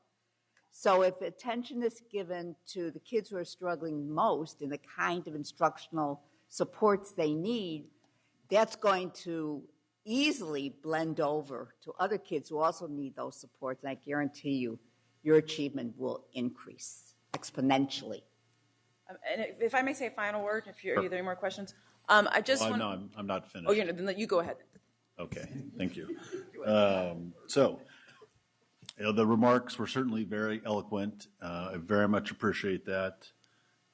Ben, thank you very much for being here. And the Community Advisory Committee invited me to a meeting a couple weeks ago where I got a chance to listen to the presentation there, and it was extraordinary, and it was eye-opening, and it was compelling to action, because once faced with the reality of the data, you must act. So I believe that that's where we are.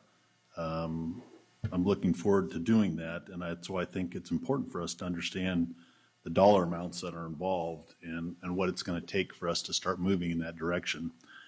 Sunshine is the best disinfectant, and I'm proud that the superintendent and the board and Iris told the staff, that, we're not going to be afraid of data. We're not going to be afraid of knowing the information so we can make the right choices. That's important for us to do. You can't fix it. You can't lance the boil. You have to do that. So one thing that I thought was important, I do, Ms. Milewski, I appreciate you coming up, but I want to set the record straight. The comments you made were not correct, and that's not fair to staff. And as we're doing these negotiations, the teachers put forward proposals, our district puts forward proposals. Just because they're not met 100% doesn't mean that we're not in favor of doing some of the things you mentioned. So we absolutely are, and that's a negotiation that goes back and forth. And the information that we received tonight is going to help us make the decisions that we all need to make going forward. And that means working together, being in partnership, a true partnership, and really being dedicated to putting our students first. That's what this is all about. And when I listened to Ben speak a couple weeks ago, one of the things that he mentioned was something I think Renee kind of touched on as well. When Ben was with his parents talking to a teacher and asked, his parents asked, "Can you help my student learn?" And the teacher said, "I don't know how to teach your child." That was shocking, but it also means that that teacher didn't have the tools to be able to do that. So that means that this is a partnership, that we have to help each other, that we have to make sure that people have the ability and the tools they need to do that so people can be successful. It's not about pointing fingers or trying to score points. So let's be adults and do this for the students. I really very much appreciate the information. I look forward to all of us working together. There's plenty of work to do, and none of us can do it alone. I say all the time, we're a volunteer school board. You're volunteers as well, so we all are in this together. So thank you very much. And if I may just say a final thank you, sir. Sure. I just want to thank the Superintendent Banda for reaching out to Mike Hasserly and the Council of Great City Schools to come, because without your leadership, we would not have been here today. And so I want to recognize you and say thank you for your courage to ask us to come in to do this hard work. And without your and the boards reaching out to us, we simply wouldn't have been here. So I also want to say to the board, we are fully, I think the idea of an ad hoc committee is a great idea from the CAC. I thank all of you for your comments. I was really moved by your comments, and it really gives me value to the work that I do every day. So when Sue and I and the team literally working 18 hours a day on getting this report to you, it's taken a lot of work, but it makes it worthwhile because we know we're helping and working towards helping the students. End of the day is what matters. So really, I just want to say thank you, because clearly without y'all's leadership, we wouldn't be here today. So thank you. Right. I think it's appropriate. Our student board member would like the final word, so Ms. Rosas. Sorry, it was after your ending. I just wanted to, I wanted to say thank you so much for coming here and reminding all of us, how this needs to be a top priority and how we're lacking as a district in this area. Because truly, when a students in public school deserve the right to not only grow academically but mentally and have a good experience overall. And when there is barriers to that is unacceptable. So I completely support this, and I just wanted to say thank you so much for coming here and reminding us how important it is, because really when these students are going through these barriers, it affects their entire lives and where eventually they will lead later on. So thank you so much for coming. Welcome. Thank you. Thank you.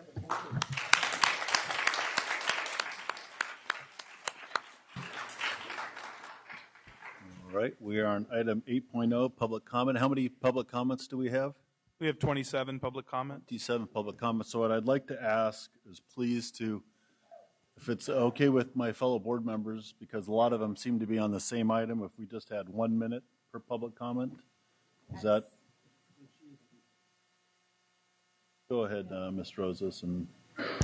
This meeting of the Sacramento City School Board is being recorded in its entirety and will be cablecast on Metro Cable 14, the local government affairs channel on Comcast, Consolidated Communications, and AT&T Uverse. Today's meeting will air Sunday, May 7th at 9 a.m., Monday, May 8th at 6 p.m., and webcast at sacmetrocable.tv. We welcome members of the audience to address the board. Please fill out a speaker form located in the back of the community room and give them to our communications representative prior to the conclusion of the items presented. Please speak into the microphone when addressing the board and state your name for the record. Please limit comments during public comment to items that are not on the agenda. If you do comment on an item that is on the agenda, we will ask that you please defer your comments until your item comes up on the agenda. Please also turn your cell phones or place them on silent or vibrate. Thank you. Thank you very much. And just before we start public comment, we're going to be moving item 11.1 before our communications, just as FYI to folks in the audience. So go ahead and start the public comments, please. Thank you. Joseph Calhoun, followed by Victor Garcia and Guadalupe Garcia.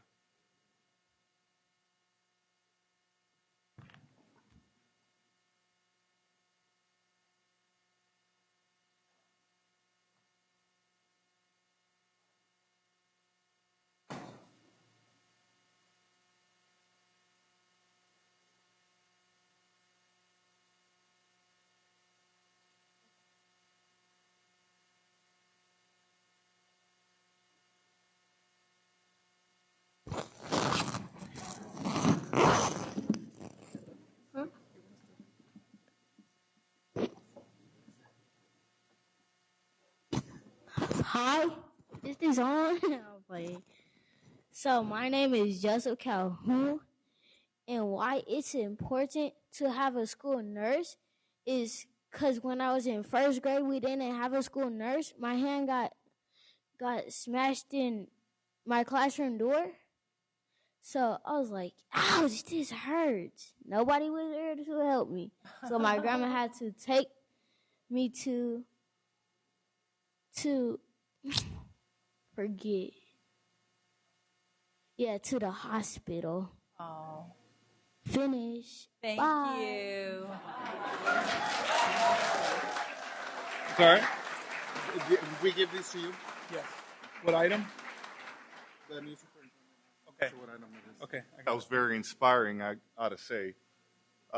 Thank you, ladies and gentlemen of the board. My name is Victor Garcia. I really appreciate this opportunity to come and talk as a parent. I got 2 children that go to Sac Unified School District, and all the stories that we heard tonight from as a parent of a disabled child, as well as the gentleman that got buses to go to Haiti, very inspiring. And one program that I would like to talk about that I was pretty inspiring that I'm learning about is the Hippo MD. And as we look into the needs of the community, I look at the community as a whole, and us as a community, this is a service that I believe that could really help our children to be that first responder. On top of what the nurses do, I think they do a fabulous and fantastic job. However, with this new program that the school district is offering, I believe it's going to provide more health care, more resources, more first responding to the children in need within our communities. So I just thank you for the opportunity to talk. Thank you. Thank you. Guadalupe Garcia. I'm a little bit nervous. Good evening, board members and Superintendent Jose Banda. My name is Guadalupe Garcia, and I am also a district employee and a parent in the district.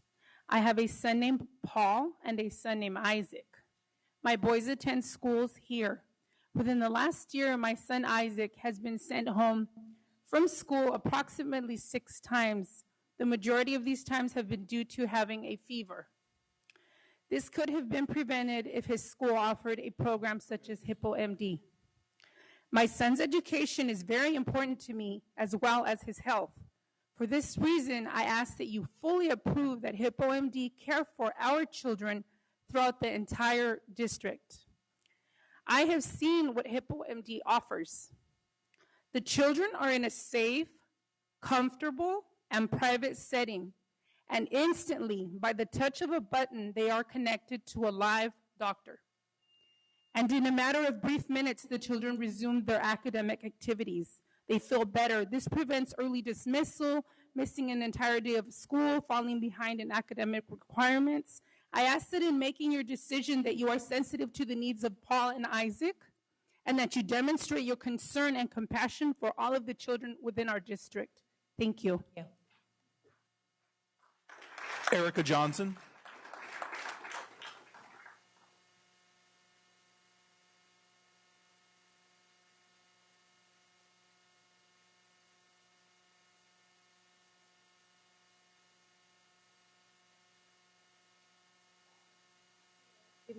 Hello, good evening, everyone. My name is Mr. Jose. My name is Erica Johnson. I am a parent in the Unified School District at Johnston K-8. I have 3 children that goes there, 4th, 5th, and 6th grade. One day, my daughter went to school and The school called me and told me that she had a fever and she had to be sent home. This is before the Hippo MD program was at the school. I had to take off from work to take her to a doctor's office where we had to sit in there like 3 hours just for them to prescribe Tylenol for her. And now that we have the Hippo MD program at John Still Middle K through 8, it has been very helpful to me and to a lot of other parents, especially for those who don't have time to take off from work to take their kids to the hospital or the doctor and sit in there for hours. And they have a school nurse there that can give them the Tylenol for their headaches, or if they hurt their hands, and ice pack or whatever. But I really do feel that the Hippo MD program is very helpful, and I love it, and I'm glad that it is in the school, and it's helping out our community and a lot of other parents and teachers and students as well. That's why I am here. Thank you, and you guys have a good evening. Thank you very much. Amaya Weiss, followed by Amber Carter.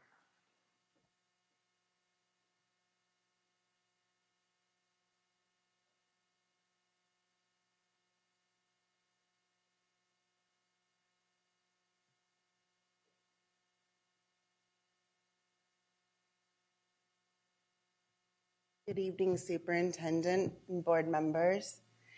I'm here to thank those of you that came and observed Hippo MD in action. And I'm extending an invitation to those of you that have not been able to see Hippo yet. In my time with the district, I've done many home visits, and one of the most overwhelming needs I hear about are those of physical and mental health issues and the difficulties our families are facing. This is the first time in the 10 years I've been with the district that children can have access to a doctor with their fingertip. In the past, I'd spend a lot of my time making travel arrangements for children to be able to see doctors. Now our families stand to lose so much more with the recent changes in legislation and leadership in our country as a whole. When I need to go to the doctor, I call and I'm able to get an appointment within 3 or 4 days. I suppose many of you are able to do the same. Thank you. Amber Carter, followed by Ariane Covington. Good evening, board members, President Hansen, Superintendent Banda. My name is Amber Carter, and I'm the principal at Ethel I. Baker Elementary School. We have approximately 720 students in kindergarten through 6th grades. We are very diverse, and our students and parents are excited about the Hippo MD program. Currently, since February 27th, the day we began this program, we have served over approximately 170 students, some of them returning for check-ins. 59 of them have been wellness checks, and the rest are urgent care. Most students are quickly able to return to class after the doctor has seen them and called their parents. Students are asked a series of questions to ascertain the level of care they should receive. The doctor calls the parent to verify any other conditions and then does follow-up checks if needed. Direct communication is key, and some teachers have also utilized this service. The response has been wonderful. Parents are very happy with the program, and aside from being a great service to our students, it is really cool that we all have access to a doctor using technological advances. Thank you. Thank you very much. Ariane Covington, followed by Ann Dunphy. Hello, everyone. My name is Ariane Covington. I am currently a social work intern serving at Joseph Bonheim. I've been a part of the Hippo MD telehealth program since January 2017. When I started, it was only at one school, and the program is now currently at 5 schools: John Still, Ethel I. Baker, Bowling Green, Chacon, Nicholas, and Harkness Elementary. I have worked at each of these schools with the exception of John Still. With the fast expansion, I've realized that all these schools are different in regards to their staff, number, size, needs, but all one common denominator is the need for this program. The program provides access to a doctor for every student and every staff member where it runs. Every student has been seen, treated equally. Parents are always involved in every visit. And with my experience in the last 5 months, I can say that within the 10 to 15 children I see on a daily basis, half of them admitted to not seeing a doctor in the last year, even when they have been ill. The program will see insured, uninsured, undocumented students. not limited. It's not limited. But thank you for your time. Thank you. Ann Dunphy, followed by Victoria Arias.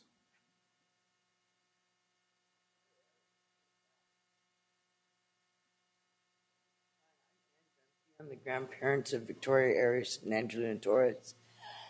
And I can say with this last month alone, my granddaughter had head lice 4 times in just the last 4 weeks. So therefore, it stopped me from going to the doctor. You know, Hippo MD stopped me from going to the doctor for those 4 times.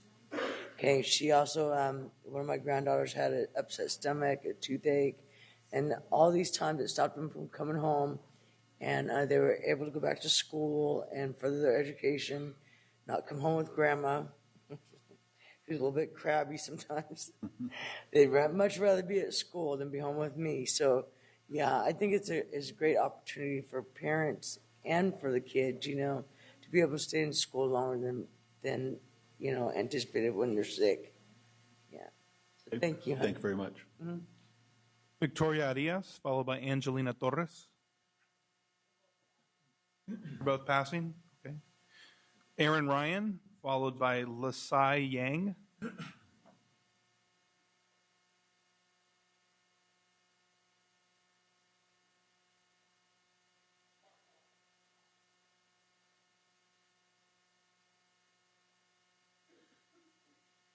Good evening, Superintendent and board members. I am here today as a school social worker and as an SCTA member to express my support for the Hippo MD program as well. In my role as a school social worker, I have seen Hippo break down barriers that not only Sac City families face, but barriers that I face as a school social worker. The ability to talk to a student, identify a need, and be able to immediately meet that need with a live, free, nonetheless, service is just unheard of. It's a dream that I've had since I was in social work, or in my social work education program. Historically speaking, in my career, the opposite of this typically happens when I try and link students to services. I have had the privilege to link countless amounts of students, parents, and teachers to doctors with the Hippo MD program, and I am grateful for the program and the comprehensive services that it provides. Thank you. Thank you very much. Lee Sai Yang. Good evening, school board members and Superintendent Panda. My name is Lee Sai Yang, Program Director for the East Bay Asian Youth Center here in Sacramento. As you can see, I have some youth here with me today, and today, really, I'm just here to recognize some of the board members that have supported our work, along with some of the principals at Harmon Johnson, Mr. Pond, and also Jim Peterson at Luther Burbank. Last Friday, we held our 4th annual Southeast Asian Youth Summit that held over 200 youth, some from Grant Union High School, but the rest came from Sac Unified School District. And I'm just here to really just want to recognize Mr. Daryl Wu and Miss Mai Vang. Excuse me. Can you guys please come up? All right. Sure. I have 2 down. youth that want to say some words too. Boomy? Good evening. My name is Boomy Vang. I'm a sophomore currently attending Luther Burbank What's High your School. name? And I just want to thank Mai Vang and Daryl Wu for supporting EBC and my peers. And I just want to thank them. Thank you. Bye. Daryl Wu. Thank you. Large? Yes. That must be for me, Darryl. So thank you all for listening. All right.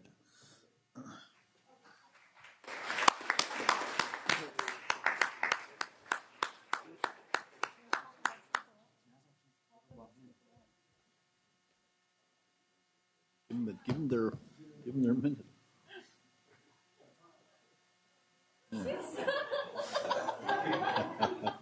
That's fair. Had to do that to Darryl. Right? I didn't even know. Very good. Thank you very much. Next speaker is Janine Griffin, followed by Suzanne Outerloney.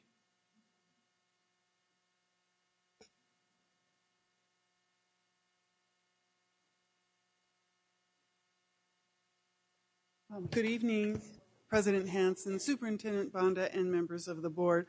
My name is Janine Griffin. I have been an RN for 42 years. 15 of the last I've been here at Sac City. I currently work at Bowling Green McCoy. I have my RN, my master's in nursing with a focus in school-based mental health. As you're aware, in the spring of 2016, a new telemedicine program, HippoMD, was rolled out at John Still School. The selling point of the program was to reduce a barrier to accessing care. On the surface, this program is very appealing because it allows students to visit a school nurse on site and then immediately be linked to further medical care via telemedicine. However, our experience with the program questions this goal. As we conclude the first year of implementation, we have observed some significant drawbacks of the HippoMD program and are most concerned about plans for their expansion into 5 additional schools. And we would like to share our concerns with you. One of those is when a child has a fever or other signs of illness, state law demands that we exclude them from school. Hello, my name is Suzanne Outerloney. I'm a school nurse for 17 years. I'm also a nurse practitioner and an RN for 37 years. One of my concerns for the HippoMD rollout is that it was done without any input from health services. We attempted to be part of the process, questioning the protocols, if there was liability insurance, and how the program was to be run, and we were shut down. The rollout was extremely fast, which seemed inconsistent with previous efforts to start school-based clinics. The Hiram Johnson Health Clinic rollout involved many years of meetings with stakeholders and other community partners before it was opened. There continues to be a lack of transparency as new sites have been chosen without health services even aware of where they were opened. We asked to see procedure manual and evaluation process. We didn't receive any of that. The other thing was there was no program choice. No other telemedicine company was considered. We agree there is a need for such a program. There was no vetting either, and we don't even know if another better model exists. Thank you. Thank you. Hi, my name is Susan Civils. This is my 3rd year as a school nurse for the district and also my 3rd year as an RN. When the pilot program was put in place at John Still, it consisted of a school nurse, the staff at HippoMD, as well as superintendent designees who do not have any medical training. When the expansion came to the other district schools, a school nurse was no longer included as part of that program. Instead, the HippoMD program now utilizes social work interns as one of the primary providers of medical care. Most evidence-based practice on telemedicine utilizes a model with formally trained medical support person on site, which this program no longer provides. Principals and parents were not informed of this, and many have been left with the impression that the school nurse would continue to be involved in providing care through the program. Thank you. Thank you. Larissa Elhai. My name's Larissa Elhai. I've worked for the district as a school nurse for 17 years, and I've been a registered nurse and nurse practitioner for over 30 years. I'm concerned about the assessment that the students get before they interface with the doctor. Previously at John Stills, it was with a nurse who had medical background and could do a health assessment. Right now, it's with someone who has no training at all at the other 5 schools, no training at all in medical assessment or training in medical knowledge. They might be very good as social workers, but they do not know how to do medical assessment. That has resulted in some problems with some students. One, for example, was a student who came in with a problem with an ear. There was not an initial assessment which was adequate. The child got a diagnosis as ear infection, antibiotics. This kid was assessed because the school nurse was not there that day, who was normally there. And the next day she did follow-up. The student had a small cut in the ear, did not need antibiotics. And I think that this problem will continue. So please, we are in favor of telemedicine when done properly. Thank you. Connie Lambert, followed by Noli Hines. Good evening. My name is Tawny Lambert. I've been a school nurse with the district for 15 years and an RN for almost 30 next month. I'm working at 2 sites where HIPPO is being rolled out. I have concerns. I'm going to talk about a student with a chronic condition who has a subtle but distinctive physical feature associated with it. This child sees both a pediatrician and a specialist for that condition. The parent had signed the consent for her child to be seen by the HIPPO-MD doctor, but did not fill out the consent form completely and did not state the child's chronic condition on the consent. This child was seen for a wellness check. The parent was not present.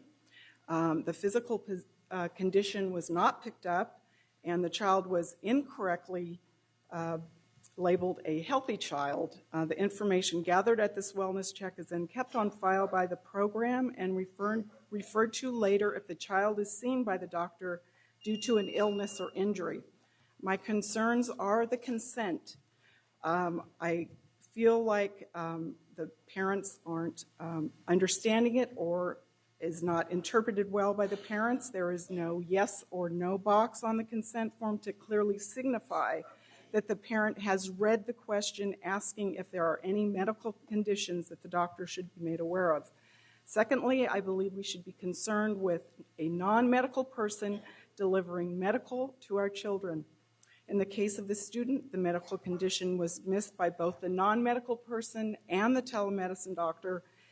As it is set up right now, HIPPO offers a potentially dangerous way to deliver care and sets a model of assessment and treatment we should think twice about implementing. Thank you. Thank you. Noli Hines, followed by Fumi Tamahana. Good evening. My name is Dr. Nolly Hines, and I've been with Sac City Unified for 17 years. I've been a nurse for 23 years, and I have some serious concerns about HIPPO-MD and how medication's been prescribed. Medications being given by social work interns and non-medical people. And what happens is I spend much of my time at my 7 sites doing training to office staff on how to administer medication. And we don't know if this training is being done at HIPPO-MD. And also, these students who come in and I have a headache and get Tylenol. You know what? Sometimes kids come in with a headache when they don't want to do math. Or sometimes they come in with a headache because they can't see the board. So, and sometimes kids just need a hug when they have a headache because they need to rest their eyes or they're having a fight with their friends. So I have some serious concerns that we seem to be handing out medication so readily to these students. And also I'm really concerned that we're giving Benadryl to children in the middle of the day for things like allergies. As we all know, that makes them very, very sleepy and therefore cannot learn. Thank you. Fumi Tamahana. Good evening. My name is Fumi Tamanaha. I've been a school nurse here for approximately 13 years. There are many unanswered questions regarding the billing process for this program. Within Sacramento County, Medi-Cal is a geographic managed care system. This means that all Medi-Cal clients have an assigned provider within their network. It is unclear if families are being chained from the regular providers to visit the HIPPO-MD doctors, and if access to see the regular doctors will be limited. Thank you. Thank you. Sarah Smoot, followed by Terry Fox. Hi, my name is Sarah Smoot. This is my first year as a school nurse in the Sacramento City School District. I've been an RN for 3 years and I have my bachelor's degree in nursing. One of our issues as nurses is the lack of care continuity. We are not aware if there is a procedure for follow-up for abnormal findings or the continuity of care. Many times children are referred back to their primary care physician for further care. This results in 2 visits rather than 1, which increases overall health costs. Furthermore, HippoMD gets a chance to bill our Medi-Cal population. Thank you. Thank you. Hi, everyone. I'm Terry Fox. I've been a school nurse with our district for 18 years. I am a lead credentialed school nurse, and I also am a special ed nurse for 17 of our non-public schools that we contract with. I've been an RN for 38 years and a nurse practitioner for 21 years. I have special training combining education with medicine, and I just want to make it clear that we are not against telemedicine. We know it's a wonderful thing for families. We just want it rolled out correctly, and I brought a couple of scholarly articles that I would like to leave for you guys. Some of you have seen some of these. It's how to start up a telemedicine in a school district. And I also brought some other articles to show how it's worked in LA Unified and other school districts. But we have grave concerns about how this program was rolled out, and we're asking you that you work with health services and, if necessary, the California Board of Telemedicine to ensure that HippoMD is providing best practice and safe practice for our students. Thank you. Thank you. Paula Coleman. Good evening. My name is Paula Coleman. I've been with this district for 15 years. In this room, we have an accumulation of about 300 years of school nursing experience. We are the health experts in the school. Other professionals, like social workers, focus on mental health, teachers on curriculum. When it comes to the health of the child, though, the school nurses are the district's healthcare professionals, and we need to be part of the conversation when it comes to the health needs of our students. We understand the complexities and barriers families face. Neither social work interns nor office managers have the background, experience, or training needed to know how to meet those health needs. Nor do they understand when a child may need a benefit of a 504 accommodation plan or an IEP. Nurses are bound by the mandates of Child Find to seek out and identify students with special needs to make accommodations for them and help them be more successful in school. Thank you. Thank you. Jason Weiner with ACT.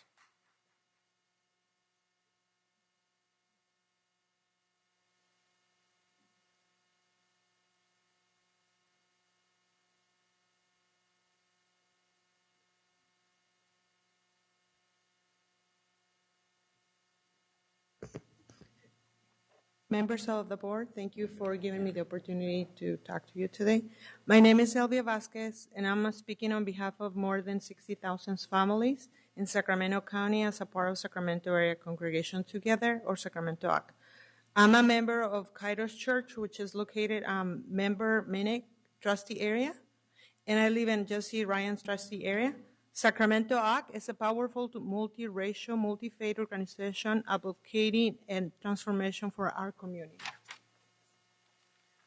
My name is Jason Weiner. I have 3 children in Leonardo da Vinci School. I live in Member Ryan's Trustee area. I'm a member of Congregation B'nai Israel, which is located in President Hanson's Trustee area. For more than 3 years, ACT has convened an organizing and action group of multiple congregations across faiths, formed to bring urgency and push for change in the Sac City Unified District.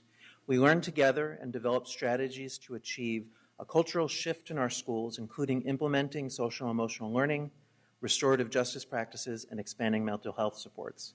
A real investment in these changes by the district, reflected in the annual budget and LCAP, and potentially championing new revenues for this work, and outreach to the community to engage families, provide training and resources around behavioral and mental health, and giving families a voice in these important changes happening in the district.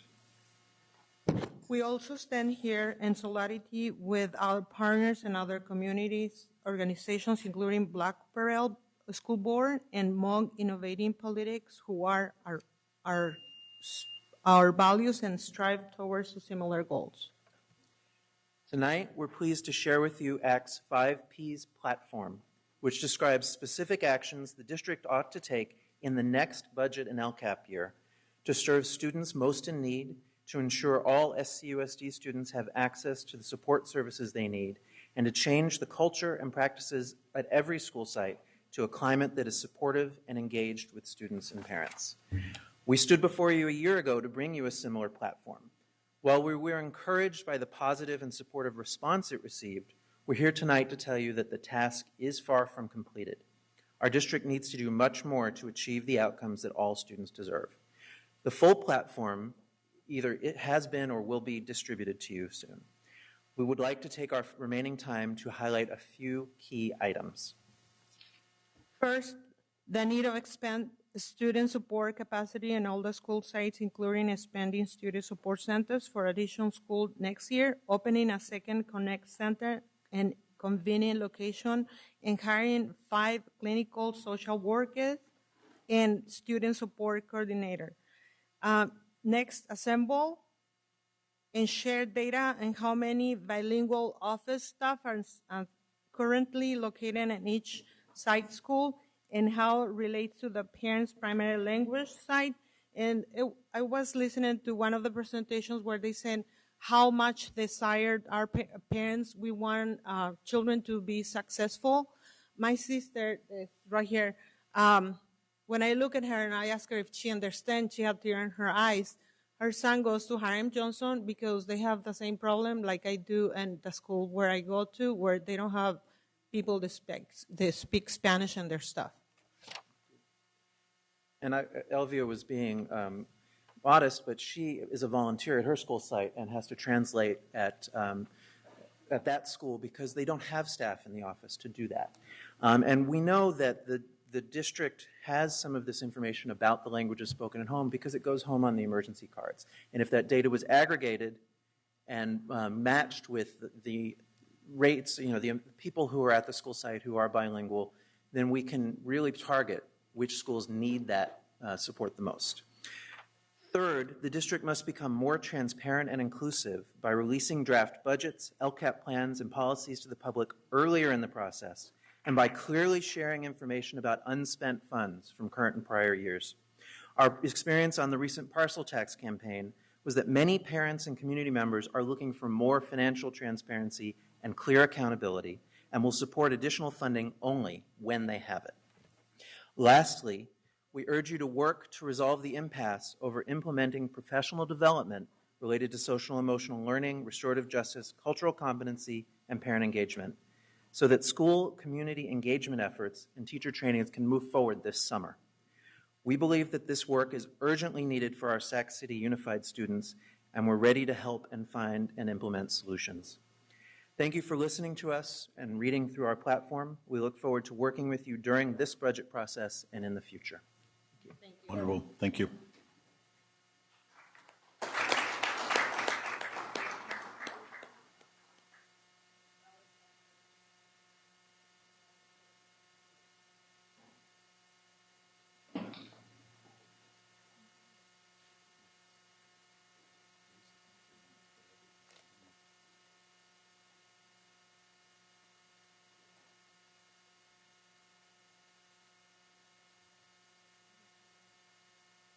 I wish the nurses wouldn't be leaving because I have some stuff to say to them. Okay. I think it's important to have both. As a parent, I think one of the key things, when things are said about a child, it has a major impact on them. I can't even begin to say.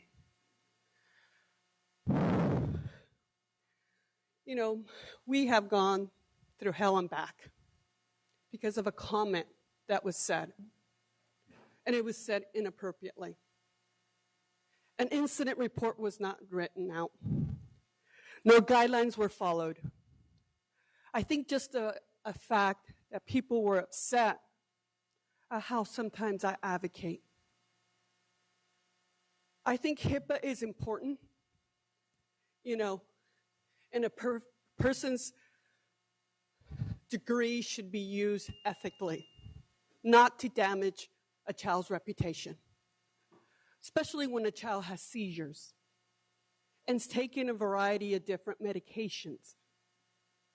The side effects is drowsiness, lethargic, and for him not feeling adequately, not to send the child home because of a backache, and then letting other people say, call CPS. You have that authority to do that. It has affected that child and that family in so many different ways. I had to retain myself.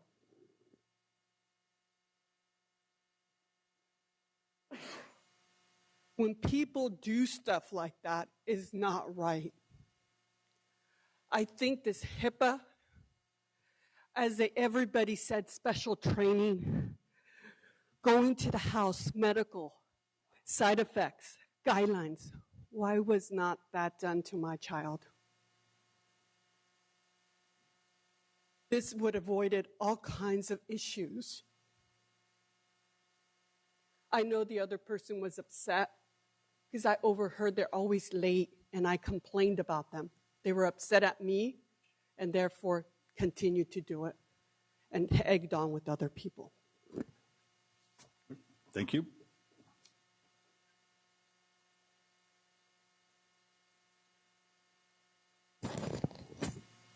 There's something wrong with the clock because it says 1 minute. This is a 2-minute comment, public comment. I was not part of that group. I am speaking on my own. We welcome you, Darlene. Thank you very much. I would like to talk to the African American community. I'm only here because I don't believe that they really understand. I'm listening on the radio. I know that the superintendent went to go speak with Attorney Mark Harris and Jay King and the whole radio crew at 97.5. And 97.5 is finally, Black Chamber of Commerce is finally looking into the educational issues of the African American community in Sacramento. I don't believe they understand how grave it is, how a student can start in this district in kinder and still basically be a kindergartner in the 12th grade. How each year those children are moved forward, but they're not necessarily, they're behavioral issues. And they are acting out. They're acting out because they don't know what to do. What do you do when you can't read? I know that I heard some stories recently of people who are entertainers who were asked to read in the 9th and 12th grade and couldn't read and were upset and frustrated and just dropped out of school. So I'm just telling you, when, I heard all those people come up and they were talking about things that should have happened in the school site council meeting. The discussion if they're going to use that service or not in the school site council meeting. If you're going to pick up other agencies and partner with them, that should be done with these administrators. But then if they're going to utilize it at the school site, that should happen at the school site. And that's where parents and teachers and everybody can come in and talk about, is that good, and measure the data. None of this is happening. Decisions are being made, but parents are not included. I don't know even how to begin to understand what we're thinking when we don't educate children. Because those children, we still have to face them on the street. And I'm concerned that we are not taking that on as a challenge. Every year we're talking, but we're really not talking. Every year when we're talking about what we should do, we're not measuring what should be happening at the school sites. And so, this is not working. It's just not working. And I would like to know how we're going to make it work, really. Because when the people in a nation who have been enslaved, who have been punished for being vocal and speaking out And then, you know, a lot of people died before I got here and was able to speak out articulately about the concerns about the failure. But when the failure rate is so drastic and people come to work every day, they want more money. It's not the money, it's the willingness. It is not about money in this district, it's about willing to work with all children. Thank you. Thank you very much. One more. More public Ryan comment? Peterson. Oh, okay. All right, very well. Okay, no further public comment. We'll accept a motion on the consent calendar. So moved. Second.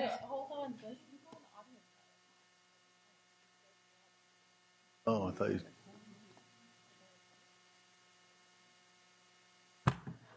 Is there more? Hold on. Was there more public comment or not? No, just, I know she turned in a card. I don't seem to see it here. My apologies, please. Sorry. Oh, can you hear me? Okay, sorry. Good evening, Superintendent Bonda, President Hansen, and board members. I'm here tonight for the parents' rights. Just gotta please state your name for the record. Oh, I'm sorry. My name is Lisa Romero. I'm one of the founders of New Joseph Bonheim Charter School and a parent and community member as well.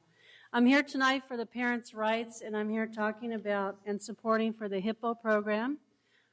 I've been in nursing for about 30 years, and I can honestly say that we've always worked in teams with social work, nursing, home health aides, CNA. I have talked to your health department, and I know that the home health aides go out to school sites. So I'd like to help build on a program where we can have the nurse, social worker, the whole team, either within the school, combined with HIPPO, so that the parents get what they need for their kids. They have a right to this, and when we look at serious things like liability, lawsuits, wrongful death, these are things we don't like to talk about, but they're serious issues if we don't have the right assessments of our patients, which would be our scholars or kids. I just want to say, I think it's really important, okay, I've been in nursing a long time. We need people that know what they're doing, have credentials, and have experience, and been doing this a long time. It's sad for me to see a child in the office and they have a headache and they're sent there by the office staff because they don't know what to do with them. I walk in, they're there for 2 hours out of class. Parent maybe been called, maybe is at work. So there's things to look at, and I'd like to help work with the district to help build this program throughout for everybody to have. Thank you. Very good. Thank you. Mr. Cooper.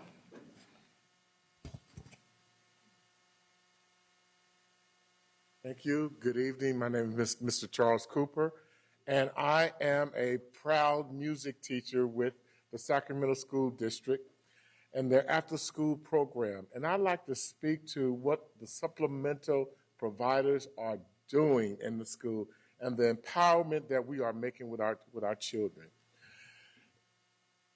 We are the safety net that's there to catch the children when they are after school hours. And what we do, we provide services. I'll speak for myself. I provide a music service that teaches diversity, that teaches empowerment, that teaches discipline, and allows children to find their inner voice, to face their fears, to talk, to bring their communities together. After we have done our work, we have a huge concert for the community.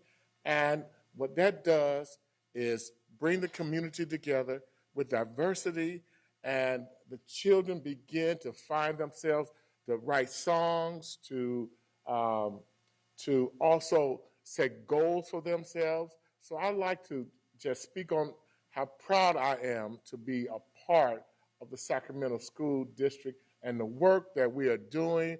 And whatever you can do to keep funding us, I'm expecting you to do that, because what is happening, we are making a tremendous impact. I just saw a kid that I taught when they were in the second grade. Now they are a teenager and applying for college. And I'm so proud. And they said, Mr. Cooper, thank you for what you have done for me. Gave me a hug, and you know what? That was so gratifying. And I want to thank all those who allow us to come in and to teach and to direct and redirect and to mentor our children. Thank you, school district. Thank you very much. We are done in public comment? More. No more. Oh, all right. Very good. Very good. Thank you for everybody keeping it short for all the next few hours we have left. Are you standing because you have? Okay, that's okay. We're all together. Yeah. You're for later? Not for. Okay. No problem. No problem. We're all doing just fine. Yeah. All right. Very good. So we're on item 9.0, consent calendar. Do I have a motion and a second? All in favor? Aye. All right. The consent calendar is passed. We're now going to move item 11.1 up before communications. So we're going to start with approving the superintendent's contract for Jorge Aguilar.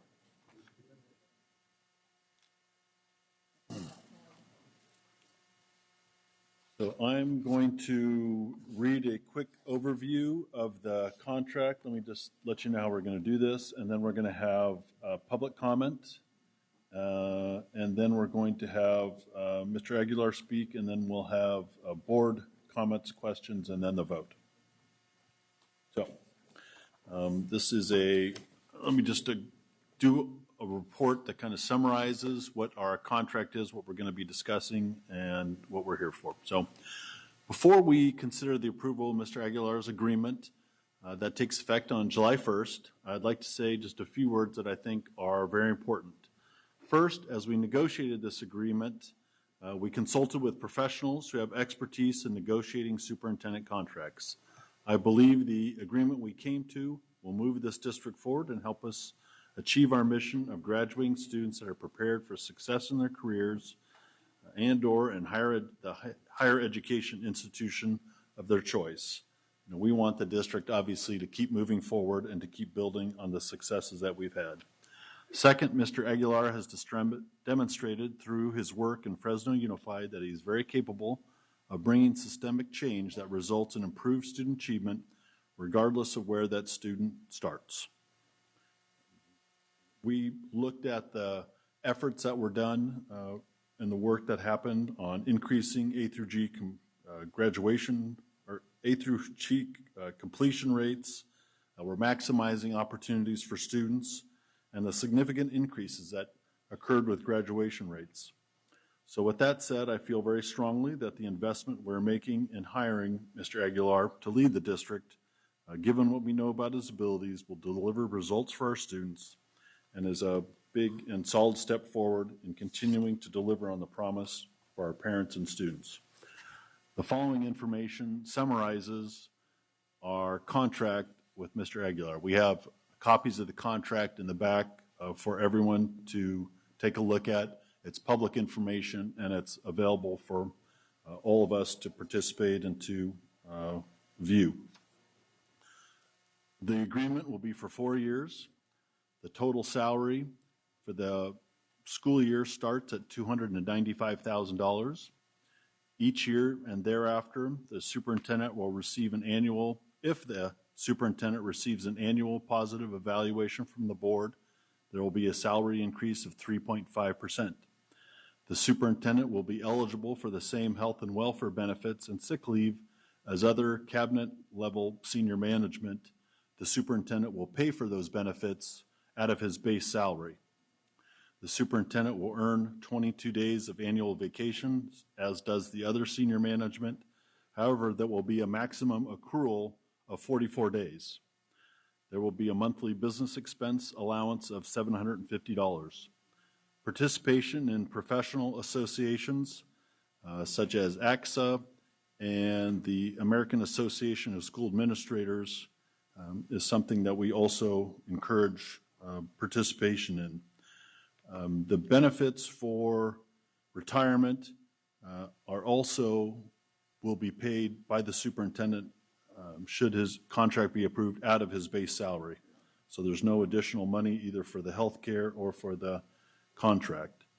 A relocation expense allowance will be allowed up to $10,000 to relocate his family from the Fresno area. And additionally, there will be continuing collaboration at no cost to the district with the University of California system to improve student performance. At this time, we're going to take public comment, and then we will have the board question and answer after that. So let me turn it over and Yes, ask if we have any public comment. We have 19 cards. Carl Pinkston, followed by Liesa Yang and Pablo Rodriguez. Very well. I'll also just, while folks are coming up, just to let you know we had received a letter in support from Assemblymember Jim Cooper, Dolores Huerta from the Dolores Huerta Foundation, Phil Cerna, one of our Board of Supervisors in the County of Sacramento. We received also from 2 organizations that are within the California Education Roundtable, both the Intersegmental Coordinating Committee and ARCHES from their executive directors in support as well. Good evening. Good evening. My name is Carl Pinkston. I'm with the Black Parallel School Board. I come before you to say that we want to welcome the new superintendent to our district. We have been through this process 5 times before, and we welcome, but we also come with the thought that it is critically important that the new superintendent come with leadership for our district, which is badly needed. 2, come with a direct connection to all of our communities to meet and talk with. 3, to recognize that everyone is a partner, that we have no enemies, but we have lots of assets. And then last but not least, we want to welcome the new superintendent to come to the Black Parallel School Board meeting to meet with our parents and community members unfiltered. They can listen to me, but I have to craft it. But when you hear it directly from parents, you get the direct feedback of some of the concerns, aspiration, interest that impacts African Americans students in our district. Thank you. Thank you. Thank you, Carl.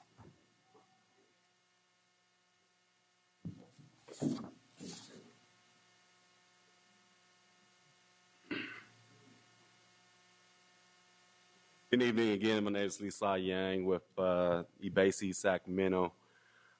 Just a few things. Thank you, Mr. Banda, for your service here in Sacramento City Unified School District, for continuing leadership and passing on the torch to the new person.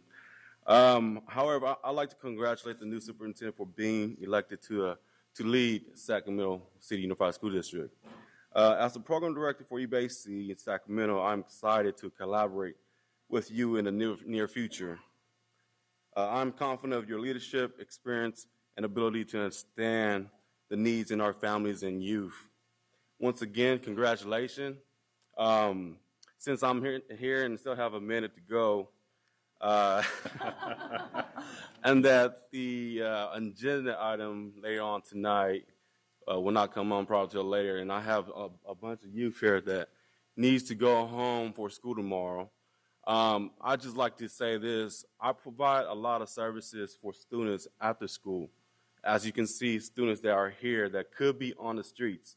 Unlike the gentleman earlier spoke about his music programs, it's really crucial to have these programs after school. Because a lot of times these young people come from communities that have heavy impact by gang violence.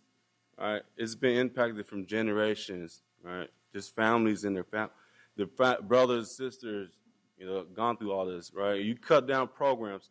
Who's gonna lead? Who's gonna be our next future leaders? I come from this community too, right? And the only reason why I'm successful today, who I am, because of programs. because of START programs when I was younger. Right? I didn't know it then, but now I know why, where I'm at today. And I provide a service for the young people because I know it's going to be beneficial to them when they get to my age and look back. So I'd like to thank you guys again and I'd like to welcome the new superintendent. Thank you very much. Thank you. Mr. Rodriguez.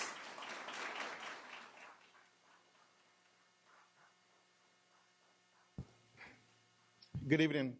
My name is Pablo Rodriguez. I'm the founding executive director of CNC Education Fund. I come to you before today with full-throated support of Jorge Aguilar as the new superintendent.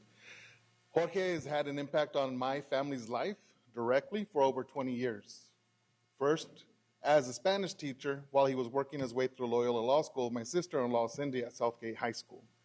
Next, in his professional capacity as Director of Educational Partnerships at UC Merced with my sister Ruth, where they were establishing partnerships for what the role of UC Merced would be for the region, not just recruiting students, but making sure that they actually were prepared to succeed from high school onto a four-year university. My organization, CNC Education Fund, is a civil rights organization that focuses on education, environmental, and economic justice in the rural areas of California. In that capacity, Jorge has also had an impact again on my family directly in Merced and the city of Fresno. My nephews, Sergito and Max at Fresno Unified, are currently benefiting directly from the rigors that he has implemented as associate superintendent at Fresno Unified School District. As a resident of Sacramento, I'm excited for what it is that he will bring to my family here in Sacramento. I look forward to continuing to work with Jorge in my professional capacity, as well as the personal, where we actually also I served as a steering committee member for the Chicano Latino Youth Leadership Project's San Joaquin Valley Institute, where we prepared students from the Central Valley through mock government and educational opportunities to graduate from high school and attend post-secondary education. So thank you again, and I thank you for your support of Jorge Aguilar. Thank you. Next, Adolfo Mercado, Penny Edgards, and Brian Rivas.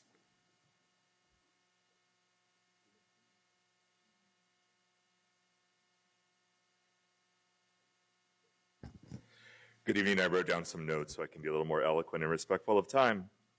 Good evening, school board members and Superintendent Banda. My name is Adolfo Mercado, and I'm a native Sacramentan and now live in President Hansen's district. I started my education in the Head Start program at Susan B. Anthony Elementary in the Meadowview neighborhood. Have been a longtime partner with Sacramento City Unified School District as a leader in the nonprofit sector, most recently with Breakthrough Sacramento, and am now president-elect of the UC Santa Cruz Alumni Council. I attended a few of the town halls where input was welcomed to aid the school board in selecting Superintendent Banda's successor. I've also conducted my own informal surveys in my professional and personal networks. Jorge Aguilar possesses the skills and experience to lead our school district with keen attention to why we exist, to serve our students and their families. I have no doubt that he will be an inspirational leader and role model. I respectfully request that his contract be approved, and I look forward to welcoming the Aguilar family to our community. Thank you. Thank you, Adolfo. Thank you.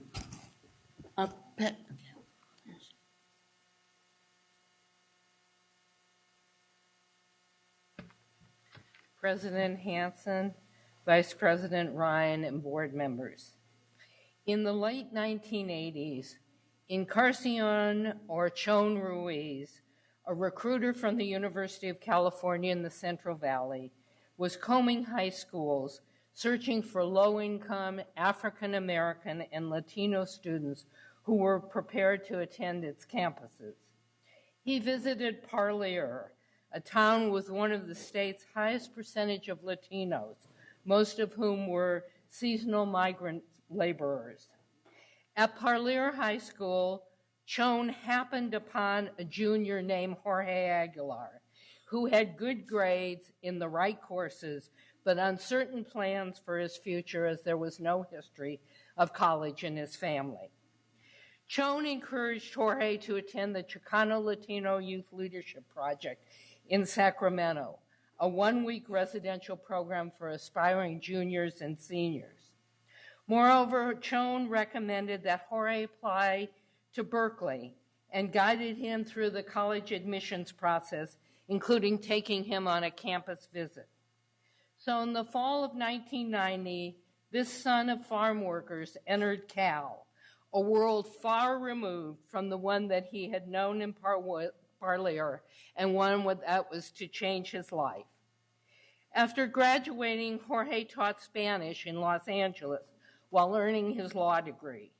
Rather than entering a prestigious law firm, Jorge returned to the Central Valley in order to help students to have the same opportunities that Jorge had afforded him. Jorge became a recruiter for the university in 1998 under Choen's supervision and began combing the same small towns to find students in situations similar to his own. As the dream of a UC campus, in the Central Valley took hold, inaugural Chancellor Carol Tomlinson Kesey appointed Jorge as the director of the Center for Educational Partnerships. This center was the embodiment of the public service commitment of this new university to create, quote, long-range improvements in the education of San Joaquin Valley students and ultimately to increase the number of various students eligible to attend institutions of higher education. Moreover, because of the chancellor's trust in him, Jorge, at the age of less than 30, became the face of this new campus throughout the valley.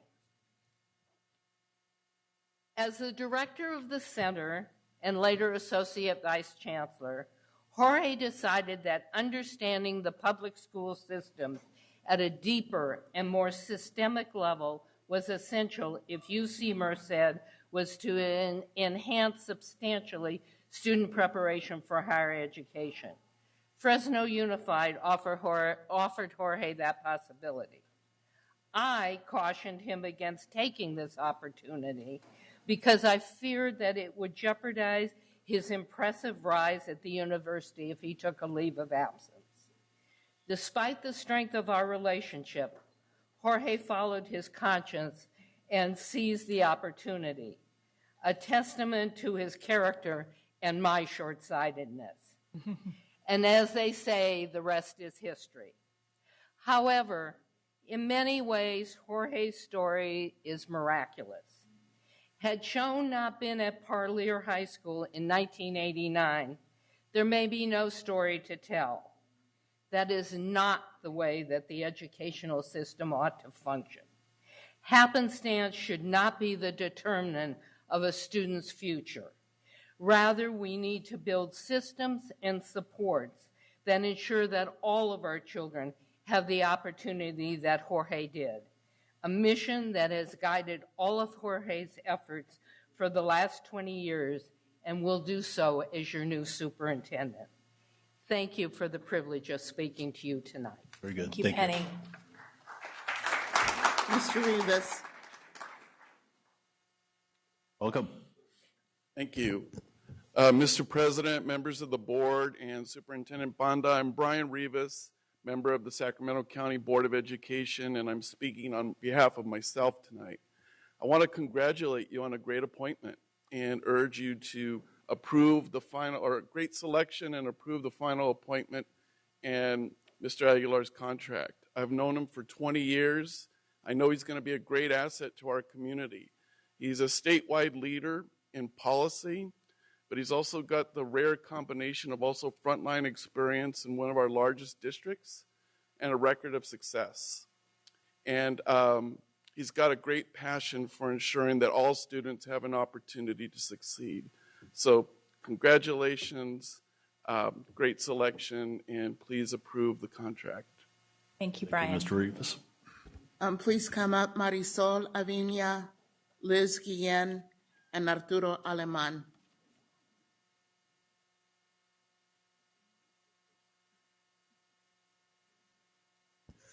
Good evening, members of the board. My name is Marisol Viña, and I'm here as a community member to express my strong support for Jorge Aguilar as our next superintendent. I am very excited. I had the honor and pleasure to serve with Jorge on the board of the Chicano Latino Youth Leadership Project over a decade ago. And in working with Jorge, I just always appreciated his thoughtfulness, his passion, compassion, ability to negotiate, and his love for data, although that was not a very sexy topic. With our board at the time, he persisted and established the very first student database for the program. So I just really admire him for, again, his passion, his commitment to equity and to our youth in California.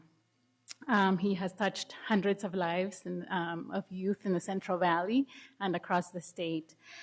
His experience speaks for itself, so I'm confident that our students are going to be in great hands, and I'm very excited for his appointment. Welcome to Sacramento, Jorge, and please approve his contract. Thank you so much. Thank you very much.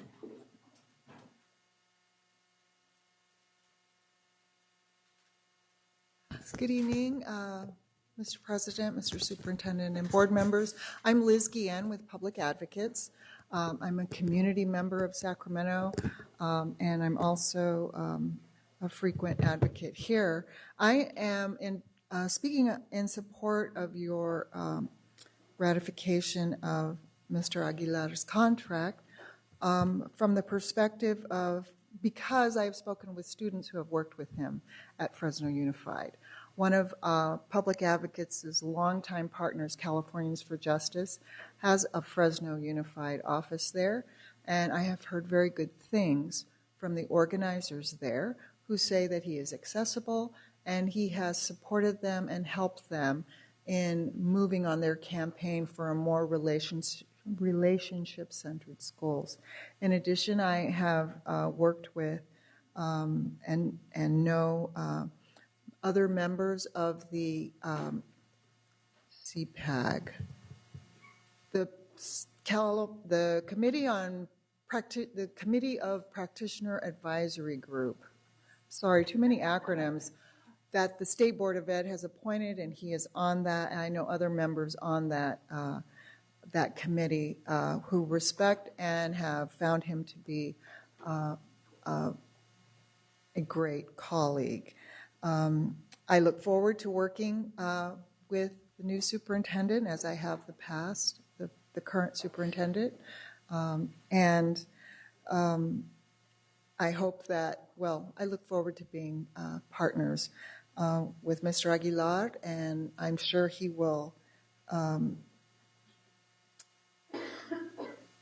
enjoy working with Public Advocates, too. Thank you. We all do. Thank you very much. Good evening, Superintendent Banda, members of the board. Thank you very much for giving us, the public, an opportunity to also weigh in on your impending selection of one of the best educators in California. And my name is Arturo Aleman, by the way, and I represent United Latinos, an organization that's involved in civic arena in Sacramento. As you all know, we've probably met all of you, and we've worked together on projects, and we look forward to working together on projects with your new selection of a superintendent. Notwithstanding the fact that Jose has been a fantastic superintendent in our belief, and we hold that we're losing a good person and gaining another good person. So we look forward to your good selection. Thank you very much. Thank you very much. Next, Fona Lee, Patty McGee Colston, and Rachel Rios.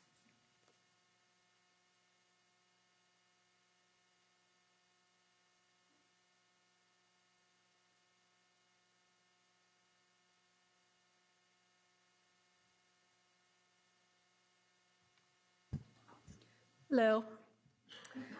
My name is Paula Lee. I am a parent at Susan B. Anthony. My 4 children attend the More Immersion program. Parents hope that Mr. Aguilar put the needs of students before the district's admins. Mr. Aguilar specializes in raising graduation rates, cutting dropout rates, and he increases graduation rates, cutting dropout rates, and then also increasing college readiness. Besides these three specialties, parents will also like to see that students to develop leadership skills as well, and also bring technology into the school district. I am here in support of the new superintendent, George Aguilar, but as parents, we will also be,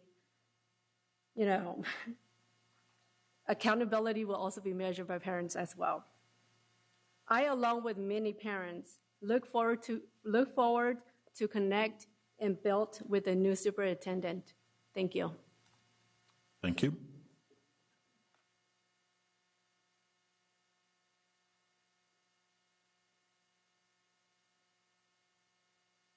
Thank you, members of the Sacramento City Unified School District Board of Education, Superintendent Landa, President Hanson, Vice President Ryan, members and guests. My name is Patty McGee Colston, and I am Director of Communications for the California Student Aid Commission. We are the principal state agency that administers a $2 billion budget in state financial aid for low-income students. We're better known as the Cal Grants people. It's a distinct honor and privilege for me to be here today to speak on behalf of Dr. Jorge Aguilar. I had the pleasure of meeting Dr. Aguilar 2 years ago when he visited our state agency to make a presentation to our then executive director, Diana Fuentes-Michel. He spoke about the pilot project he'd recently completed with Fresno Unified School District and the UC Merced Center for Educational Partnerships on the U.S. Department of Education's individual student level FAFSA completion initiative. The FAFSA being the free application for federal student aid and the gateway to all financial aid, federal, state, campus-based, and some private scholarships. The goal of the project was to move more students from the submitted stage to the completed stage of the application process. It took only a few moments into that meeting for me to recognize Dr. Aguilar as an exemplary researcher, executive, and educational leader. By applying technology, computerization, and accountability, Dr. Aguilar has successfully contributed to the transformation of the lives of hundreds of thousands of California students and their families through collaboration. Since our first meeting, I've had the opportunity to support Dr. Aguilar's work on 2 additional research projects, partnering with our agency, including the current U.S. Department of Education's First in the World grant program that recognizes California for its use of gaming, technology, and innovation for FAFSA completion.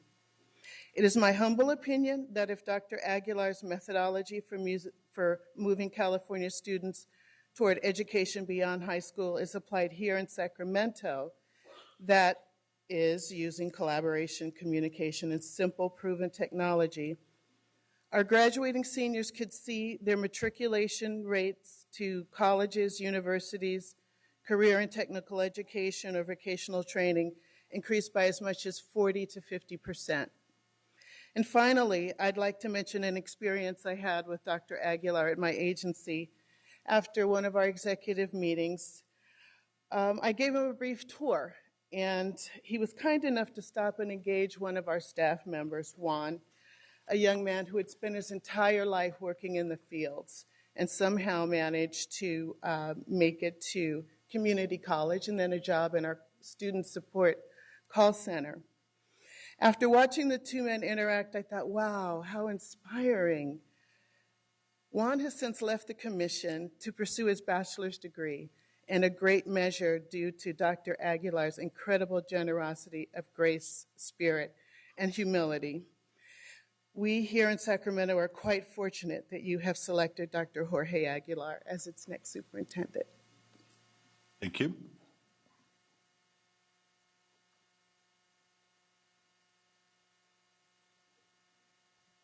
Good evening, school board members and Superintendent Banda. My name is Rachel Rios. I'm the director of La Familia Counseling Center. And I'd like to first thank you for your leadership in making the selection of the new superintendent. I know that you had many qualified candidates, but your selection of Dr. Jorge Aguilar makes a bold statement about your commitment to achieving equity for all students in Sacramento City Unified School District. While I've not had the pleasure of personally meeting Mr. Aguilar, his credentials and qualifications are well known, and we look forward to partnering with him as he moves our district to new levels of success for all of our students. We welcome him and his family and look forward to his leadership. I urge you for a unanimous vote for Mr. Aguilar's contract. Ensures that he starts his tenure with your full confidence and the support of this board so that he will be able to start this journey, this exciting journey on the right path. I applaud you for your decisions today, and I also thank you for your continued leadership. And I also want to take a moment to thank our Superintendent Banda for laying the path for the success that we will be achieving as we welcome our new superintendent. Thank you. Thank you very much. Can I just take a quick moment, though, and also say thank you to the school board members for attending the Maple Open House last week. We couldn't have done it without the support of all of the members on this board. Whether you were a member of the board at the time or not, you all played a big role. So I really want to say thank you for that. Thank you. Thank you. And former member Arroyo is in the house as well, so. He got a maple tree. I don't know if he's killed it yet, but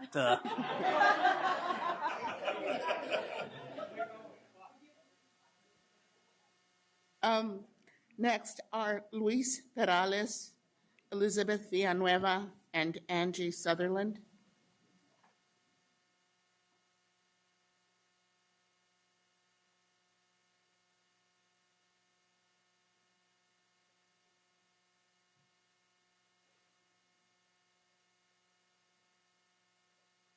Muy buenas noches. Mi nombre es Elizabeth Villanueva. Soy maestra de español en la preparatoria Luther Burbank. Y es un honor poder estar aquí hoy a favor del próximo nuevo superintendente, Jorge Aguilar, ya que tiene no solamente todos los títulos, pero también parece ser que tiene un alma, el que la guía y que nos puede dar más esperanzas para lograr los sueños de la mayoría de nuestros estudiantes en este distrito escolar. Good evening. My name is Elizabeth Villanueva. I'm a Spanish teacher at Luther Burbank. I'm not only a Spanish teacher, I also am the advisor for an after-school program called Niñas Latinas. It's a leadership class for Latina students, and I also working with my dreamers who represent my dream. This group of dreamers have been collaborating and working really hard to pursue, to achieve their dreams the same way that Dr. Aguilar has done with his life. So I hope that the board members approve his approval. I'm nervous.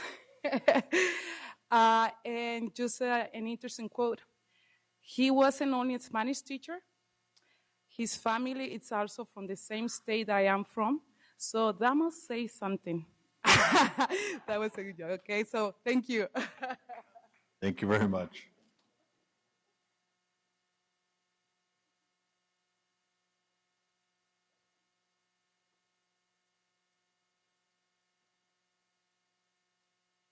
Good evening, school board members. My name is Luis Perales, and I operate a traditional karate program in Sacramento over at La Familia Counseling Center. We have nearly about 100 families participating in this program and reduced cost program. I'm here to support your decision to hire a superintendent who has experience working with children and families of all cultures. That is Jorge Aguilar.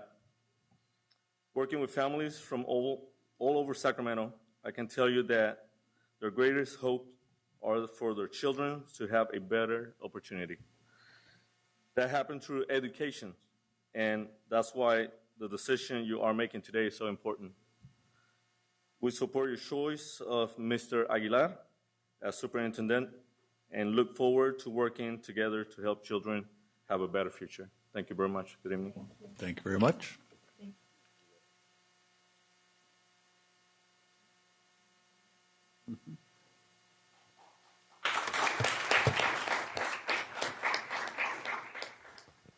Hi there, I'm Angie Sutherland, a parent in Sac City Unified.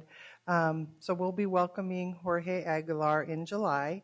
And with what I've learned, he has a strong record in supporting the academic achievement for all students, particularly English language learners, special needs students, and children living in poverty.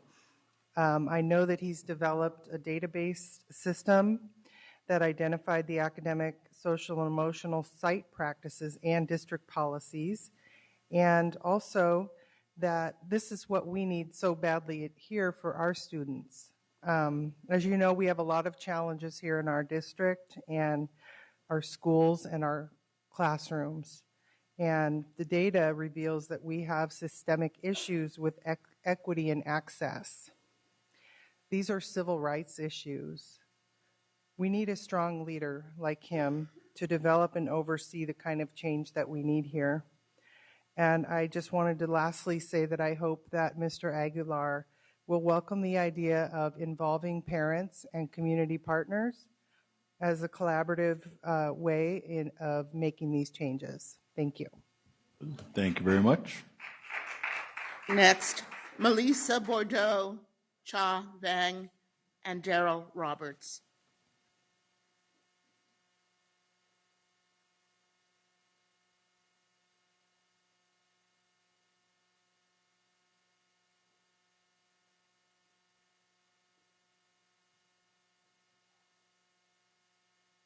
Hello, my name is Melissa Bordeaux, and I am a current student at John F. Kennedy High School.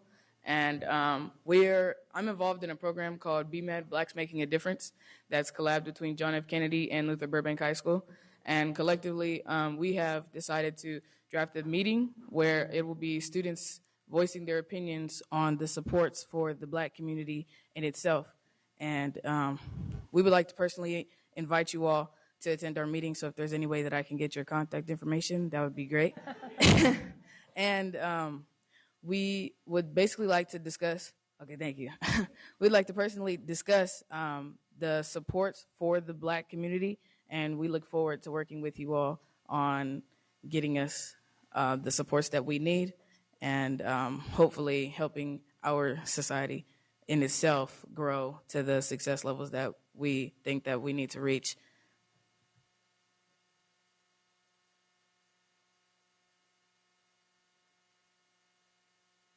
And our future here likes to say that we need your guys' support to give us the resources that we need to help them get to the levels of success that we know that they can reach to. Great. Love it. Thank you. Two very eloquent folks. Mr. Browning, would you want to come grab our cards? And we'll pass them to you right now. Here. Sure.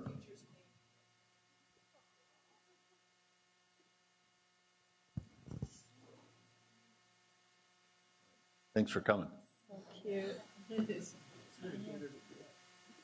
Nathaniel, you're going to deliver the cards? Yeah, thanks. Wonderful. Welcome. Good evening, Superintendent Banda, members of the board. My name is Cha Vang, I'm Executive Director for Hmong Innovating Politics. First, I would like to thank Superintendent Banda for his commitment to the district. Thank you to the school board members and the staff for having an open and inclusive process in selecting our next superintendent. We believe that this should be a standard moving forward in many of our decisions that we make for our students. HIP has always fought for equity for our students, and we will continue to do that in the future. We are here in support of your decision to give Mr. Aguilar a contract, and we look forward to working and building with Mr. Aguilar to bring an equitable education for all students, our low-income students and our highest needs students. HIP will continue to be committed to working with the district moving forward. Thank you. Thank you.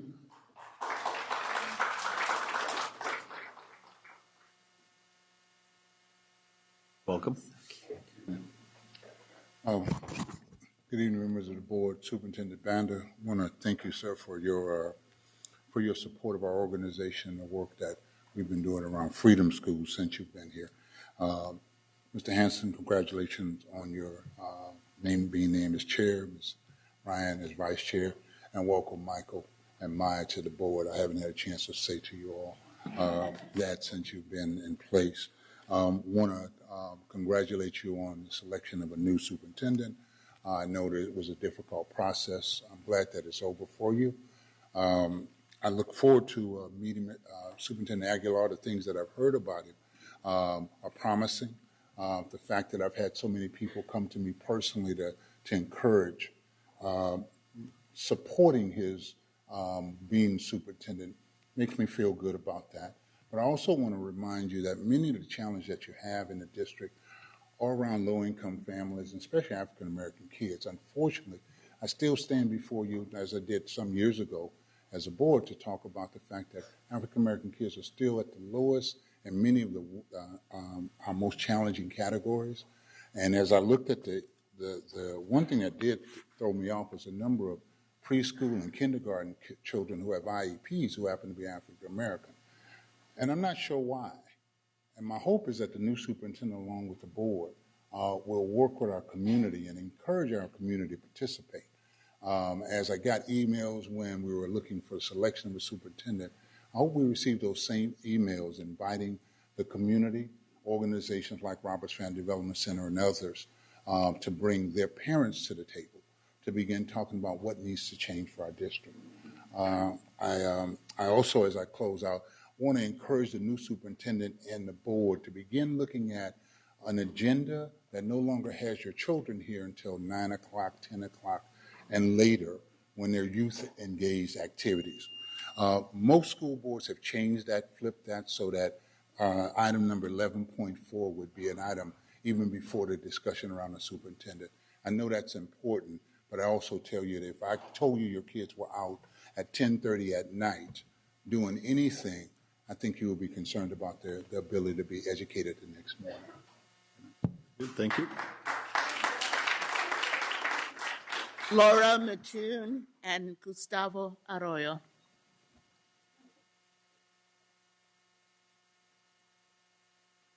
Hi, good evening. My name is Laura Mattoon. I'm a member of Sacramento Area Congregations Together. You heard a little bit about our organization earlier tonight. I'm also a resident of Mr. Hanson's district, and I am the parent to a 9th grader who attends SES in Mr. Wu's district. I just wanted to say that we're really excited as an organization about the new selection of the superintendent. We see a lot of alignment with our priorities and his priorities.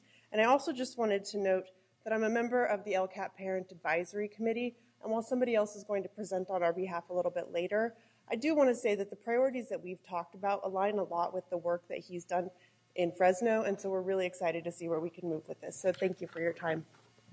Thank you very much. Mr. Arroyo, welcome back. Keep it short, please. We just want 2 minutes. Please, can I get a break? Good evening, President Hanson, members of the board, Superintendent Banda. How are you guys doing today?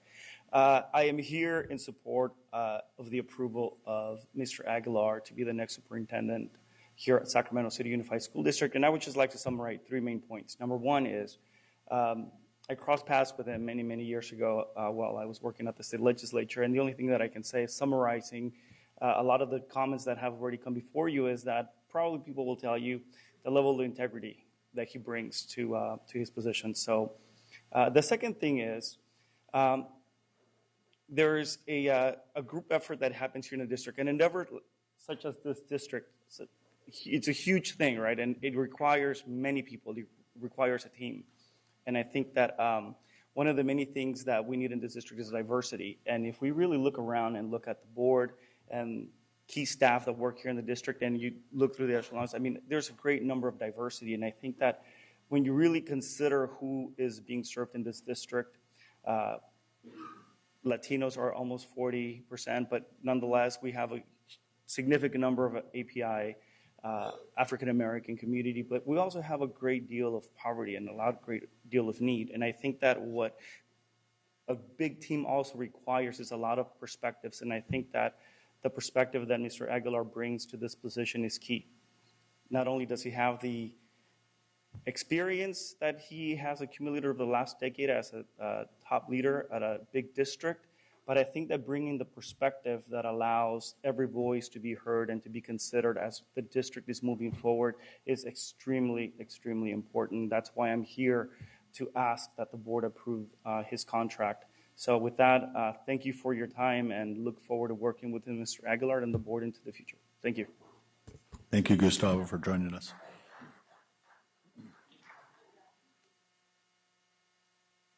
Right, very well. We have, yes, Member Ryan. So before we take comments from the board and hear from our new superintendent, Jorge Aguilar, we have an opportunity to look at a video that is a snapshot in time of Jorge Aguilar. College Making It Happen put together a profile that was narrated by none other than Edward James Olmos and shown to thousands of students across the state of California. I will say, in embarrassing Jorge before we show it, I think it was about 15 years ago. So it's a much younger Jorge Aguilar as it shares his journey to become the person we have before us today.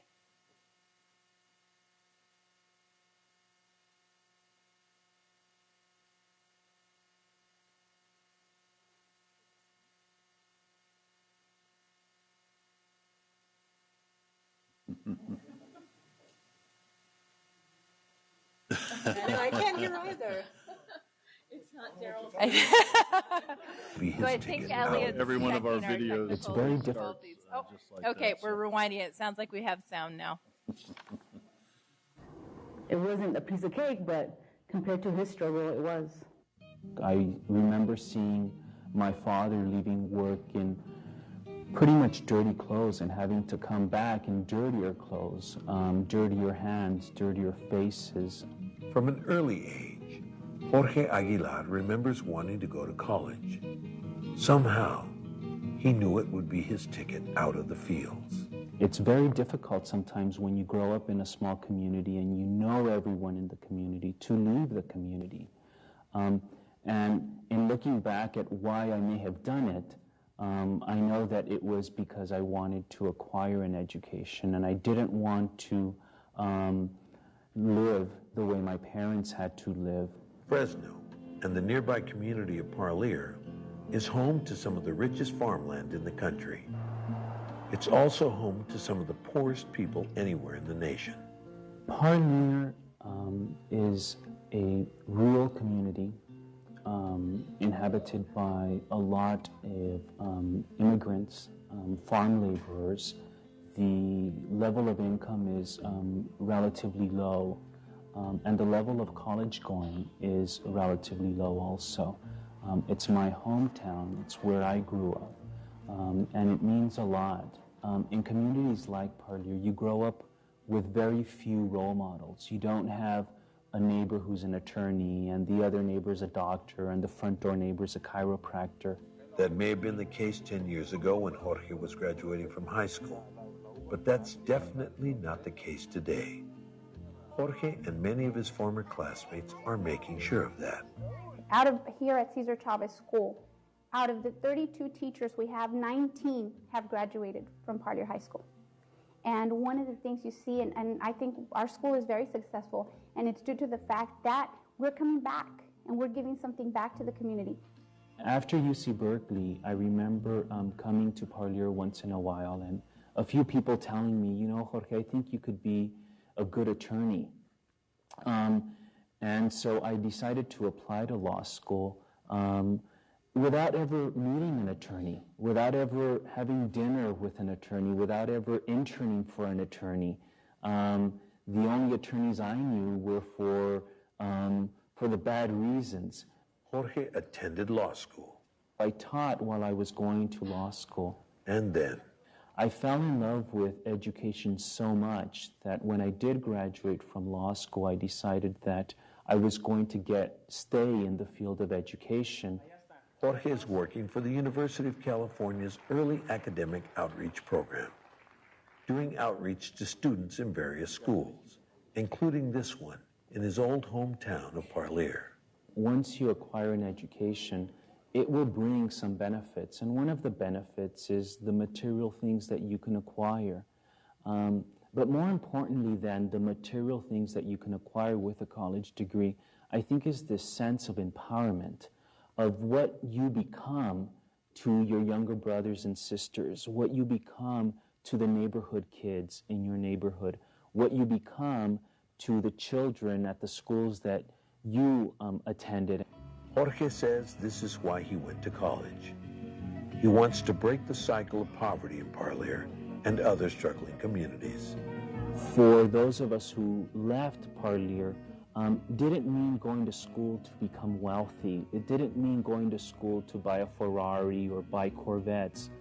I think it ended up being going to school and then coming back because you learned of what an education can do for you and in your life, and wanting to do the same thing and impact the same people that remind you of who you were as a little kid. Jorge's younger brother and sister. I like what he's doing and what he's like teaching the kids that to go like to a good university.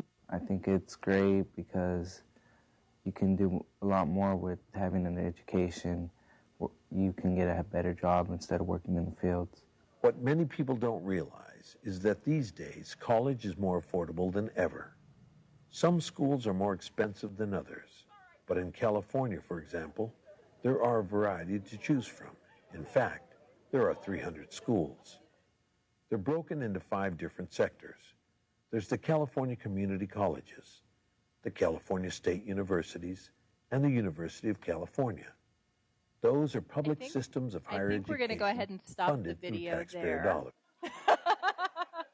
Although I know you all want to learn about the public systems of higher education.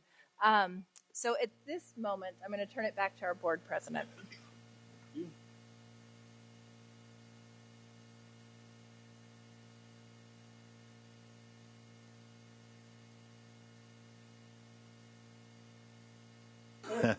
There we go. We're back on. Sorry. All right, so we're going to do the board comments and questions. We'll have the vote, and then we'll invite Mr. Aguilar to come up. If the vote goes well, I assume he'll want to come up. If not, but so Christina, Ms. Pritchett, you're first. Thank you, President Hansen. First off, I just wanted to thank everyone that came out in support for Jorge tonight. It really means a lot to us board members hearing what you guys have to say and your opinions. I've received several phone calls and emails over the last couple of weeks from people that were concerned about the vote that happened on the new superintendent, and it was announced at our last board meeting when I wasn't here. And there was concerns as to the way that it was now announced to the public. And just to reiterate, what was announced is that there was a 5-2 vote with myself and Member Cochran being a no vote. It is imperative for everyone to know that the vote consisted of more than one candidate, and that the vote was not a direct vote, no vote for Jose Aguilar.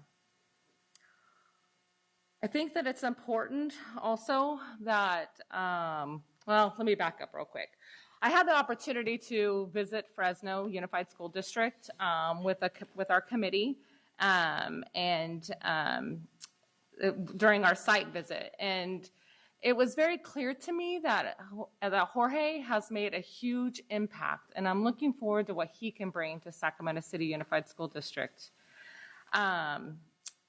I think that as we move forward, it's very important for everyone to know, our community and Jorge, that I fully support, and I feel very lucky to support our new superintendent.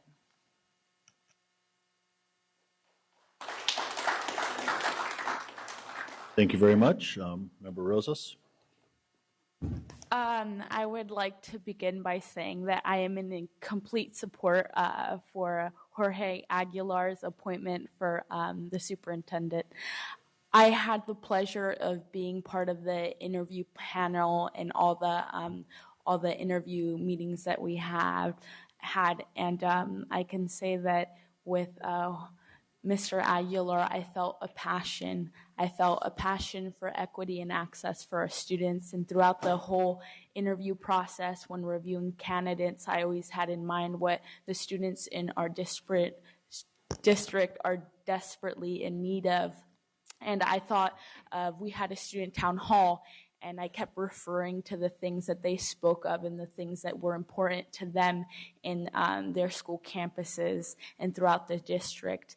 And again, I kept reminding myself what they really wanted was somebody that would be able to provide equity and access for them and really improve graduation rates and also really break the achievement gap that sometimes happens, and I'm in complete support of Jorge Aguilar, and I'm so happy. And a little bit, I will be leaving soon because of the new appointment of the student school board member, and I'm sad because of that. But I'm happy to work with you and excited to introduce you to the SAC board and to really begin increasing student voice in our district with you. I'm in complete support, and it was an incredible experience being part of that interview panel and really getting my voice out there on what issues needed to be addressed and what candidate would really address those. So thank you. Thank you, Student Board Member Rojas. Next, we're going to hear from Trustee Minnick. Thank you, Vice President Ryan. I'm going to keep this quick because everyone who spoke tonight said so many of the things that I was already feeling. I'm so excited about this appointment. We met with Mr. Aguilar 3 different times, and the first time I was blown away. And I thought, okay, well, he's going to come back and I'm going to find something wrong. And then he came back and I was more impressed the second time. And I was like, okay, but the third time, that's when we're going to start seeing some stuff. No, like that third time was amazing. And I, left this experience with no question in my mind which direction we needed to go and who we needed to help guide our district. His focus on equity throughout his life has been amazing. The way he talked about the use of student voice throughout the process and ensuring that all our kids are part of the process, have a voice, was incredible. So I am really excited for this opportunity to work with him. And I, unlike Member Rosas, have just started my time on the board, so I'm excited to have plenty of time to get to work with him. So I'm very excited. Good. Thank you very much. Member Cochran. I served as the chairman of the search committee for the superintendent, and as you all know, that we had enormous applicant pool. And when we came down to our finalists, I was heavily biased. I had the pleasure of working with one of the candidates, and I knew of this person's qualities. And so, having had firsthand experience, I was cheerleading in the corner for this candidate. And I was one of the 2 members who voted against Mr. Aguilar. I have to tell you that I'm glad I lost, and I think that we are all going to be really glad that I lost too. And since the decision came down, I have had the pleasure to spend time with him, and I've also had the great opportunity to dig into a very important book called Improving Equity and Access in Fresno. And in this book, he is highlighted for the work that he did in Fresno. What is interesting about it is that while it's analysis by basically an education think tank, it's a template for success. And the mind that helped craft what happened in Fresno is now coming to work in our district. And I'm very happy of that. And I welcome him and his family. And I'm very excited also to let the community know that today, in his first visit to a first school in his new district, he came to Hiram Johnson High School.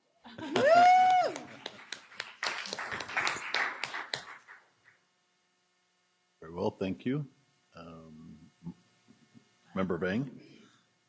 Okay, so I will try to keep this short as well. I am also super excited for our new superintendent. You know, as a student of color, as an English language learner myself that grew up in this district, I was absolutely just empowered and inspired by Jorge's story, his depth of life experiences, and his strong track record of closing the achievement gap. There is absolutely nothing more important right now for our students than really finding a leader who has an unwavering commitment to equity and student achievement. I just want to let Mr. Aguilar know that he has a lot of work ahead of him. And I look forward to working with him to improve outcomes for all of our students in Sac City. And so I'm super excited, and I can't wait for you to start. So we haven't voted yet, but early congratulations. Member Wu? I'm not going to repeat what my colleagues said because it is all so true. But I too believe that Jorge will take us to the next level.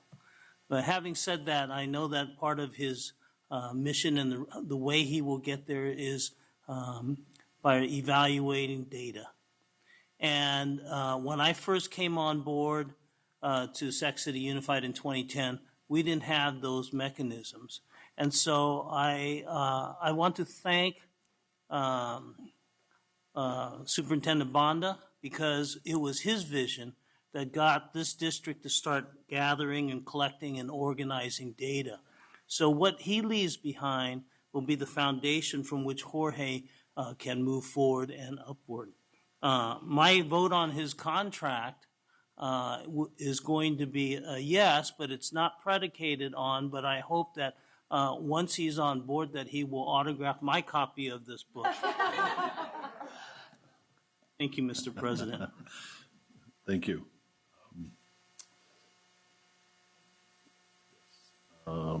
Yep. Member Ryan? I am incredibly proud and honored to have the opportunity to welcome Jorge Aguilar to Sacramento City Unified School District. I can tell you that unequivocally, I believe that he has the potential to be a transformative leader in this district, a leader who is courageous and always oriented towards a North Star that is equity and access for all students. I've seen that he has spent his entire career, more than 20 years in public education, drawing upon his life's experience as the motivation for inspiring kids across the state. And it's that motivation that has led him to become a state and national leader, continuing to break barriers and focus on student success. We heard from individuals across the state after we made the announcement that he was a finalist. We heard that he was a person of integrity, had an incredible work ethic, a brilliant mind, that he had this unique ability to blend a vision that was 30,000 feet high with the ability to execute day in, day out, because his energy was endless, because the work had to be done, because students are suffering now. So this idea that we could get a superintendent who will come to Sac City Unified, commit to a long-term vision that truly is ensuring all students have access to the maximum number of post-secondary options and opportunities is incredibly humbling. And I'm proud to be able to cast my vote in favor of his contract. And I would like to just close by saying that we received a letter from the legendary labor leader, Dolores Huerta, singing Jorge's praises, just one of tens across the state who reached out to us. And what she said about Jorge deserved to be shared. Jorge has proven himself to be a tireless champion of educational equity and social justice in public education. He has spent his career courageously removing barriers to success. She says he is a model and an inspiration for all who work in the education field, and Sacramento City Unified School District is now in good hands. Very good. Thank you very much. Well, we've come a long ways in the last several months since our superintendent, Mr. Banda, announced he was not going to extend the contract. It's been several months, and it's given us a lot of time to reflect on the work that we've done. And there's always more work to do. It is a never-ending job, the work that all of us are doing, including all of you. And we need great partners. And I was inspired by Jorge's commitment to the partnerships that have been so successful in the work that he's done. That's what we need to have to be able to be successful as a district. It was overwhelming when we had 28 applications. That was an extraordinary amount. And it was a testament that people could see that great things could be done in this district, that there were partners here that they wanted to work with, and they saw the value of being here and of being in our state's capital. I mean, don't underestimate the power that we can all have together because we're in the spotlight of California, because we're here in Sacramento. And the work that we do here, we do that well, we benefit our students, and we can stretch it and have it benefit students across the state. That is really exciting. I'll say an early thank you to Jorge's wonderful wife, Consuelo, for joining us and for being a partner, because that's part of the job as well. We all sacrifice a lot to do the work that we do, but it's important work, and it is hard to rest when there's so much that can be done. But you do have to rest every once in a while too, because otherwise you're not going to do that good of a job if you're tired all the time. So we all have to remember that, because it's so easy to do that and to keep working like that. With that, I will close, and maybe I can entertain a motion from my vice president. I hear many motions and many seconds. We have Mayor Steinberg. And Mr. Steinberg, thank you so much for joining us.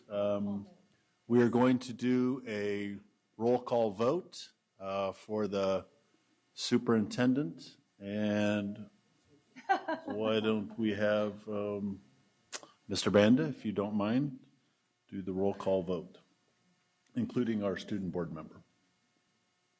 Yep. Okay. Start with Member Cochran. C.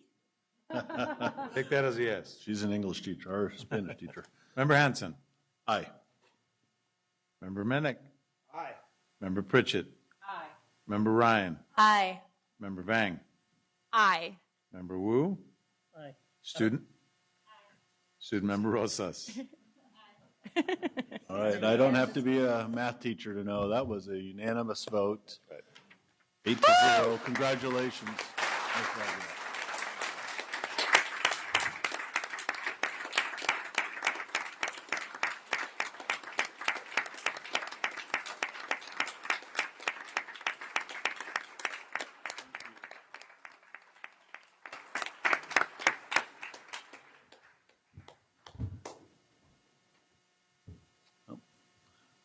Welcome, and I think we won't do the 2 minutes on Jorge, so you can have more than 2 minutes. We'll give you more time.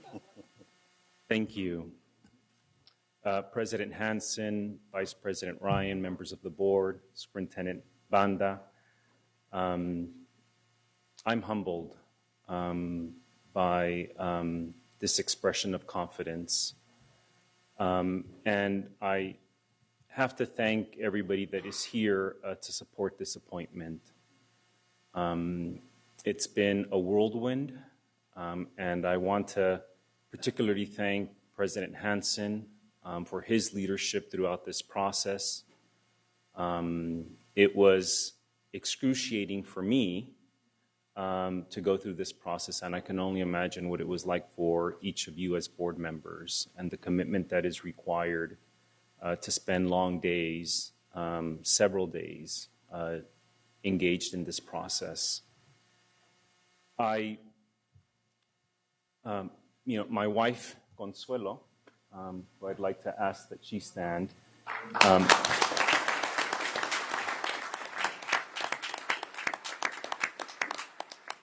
We couldn't be more thrilled and ecstatic about this opportunity. When you go hard, you don't take enough time to reflect about your own life and your own journey. And this process made me do that time and time again throughout the process. And I can't tell you how thrilled I am to become part of the Sac City family. You heard a little bit about my history. I'm the proud son of Mexican immigrants from Tangancícuaro, Michoacán, Mexico.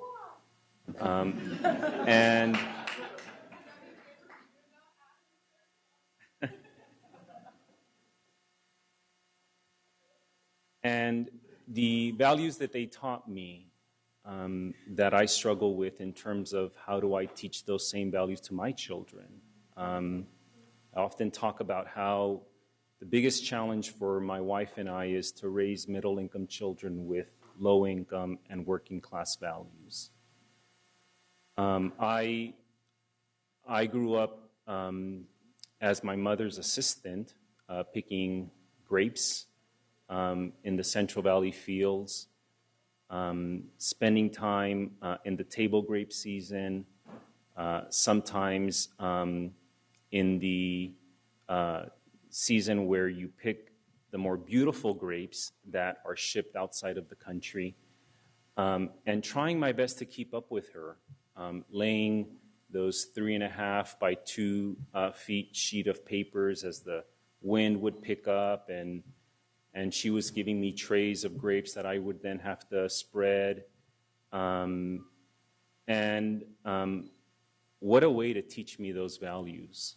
And I can't thank them enough for trying their best in their own way to teach me the value of humility and modesty and grit. Because without that grit, I would not have been able to overcome the hardships that I faced as the eldest in my family, the first to go to college at a very difficult public university, and then pursue a law degree while I was teaching high school. Without their financial support, I often think about how they were very involved as parents, but they didn't know how to be engaged parents, and they didn't know how to be empowered parents. And that is something that we will seek to do in Sacramento City Unified School District, that we expect not just parent involvement, but parent engagement, and then parent empowerment. I attended, after moving back and forth from Parlier to Mexico between the 6th grade and the 11th grade, a year, I had the fortune, and some of you heard from some of my colleagues, to attend the Chicano Latino Youth Leadership Project, which single-handedly changed my life because I was exposed to leaders in the Chicano Latino community. Cruz Reynoso was a speaker at that time. Without that experience, I would have probably never pursued higher education. So that was my first experience in Sacramento, being a high school student and spending the week in Cal State Sacramento. And in high school, I had the opportunity to be a legislative intern in Sacramento as well for then Assembly Member John Vasconcelos. And I spent the summer living in Sacramento, and I had memorable experiences here. And as we prepare to open the University of California, Merced, and obviously all the politics that went behind building that campus, I also then spent a lot of time in Sacramento again. And so with all due respect to my wife of 21 years, Sacramento and I have been dating each other for a long time. And today I feel like I'm marrying Sacramento City Unified School District. I'm here because of the support of many, many individuals, some of whom you heard today, who've been mentors for many, many years, a staff that has been committed to this idea of equity and access for many years and have given me the honor of leading their work. But I want to make sure that I honor them, and I'm sure that they're listening or will listen in the next few hours and days. I want you to know as a board that it's never lost on me that my experiences are experiences that are shared by many, many families in Sacramento City, and that the decisions that we will make together in partnership with all of our stakeholders will have an impact. And I can't tell you how much I hope that that impact will result in the same outcomes that public education had for me and my family. That public education allowed me to break a cycle for my family and start a new cycle for my children and their children and future generations of Aguilars, if you will. And it is for that reason that who I am can be encapsulated in the guiding principle that our job is to make sure that students have an equal opportunity to graduate with the greatest number of post-secondary choices from the widest array of options. And that will be what I think about every single day when I wake up and I come to Sacramento City Unified School District and work on behalf of the students that you've entrusted me to work for. So I can't wait to continue working with you, to continue listening to our students and our families and our community members. I intentionally decided that before I had any meetings in the district office, I would spend time at a school site, and I want to thank Trustee Cochran for hosting me and being in space with me at Hiram Johnson, where I did have an opportunity to meet students from the Law Academy, where I had an opportunity to be part of the faculty meeting, the staff meeting as well. And I know that I look forward to doing the same with the rest of the trustees on the board. Finally, I do want to take a moment to thank my friend Jose Banda, with whom I worked with at UC Merced and did fantastic work when he was superintendent of Planada Unified as well. Thank you for setting the foundation, Superintendent, so that we can pick up and continue the good work that was started. With that, thank you very much. And in the spirit of resting and getting our students home, thank you for your time. Thank you. Thank you very much.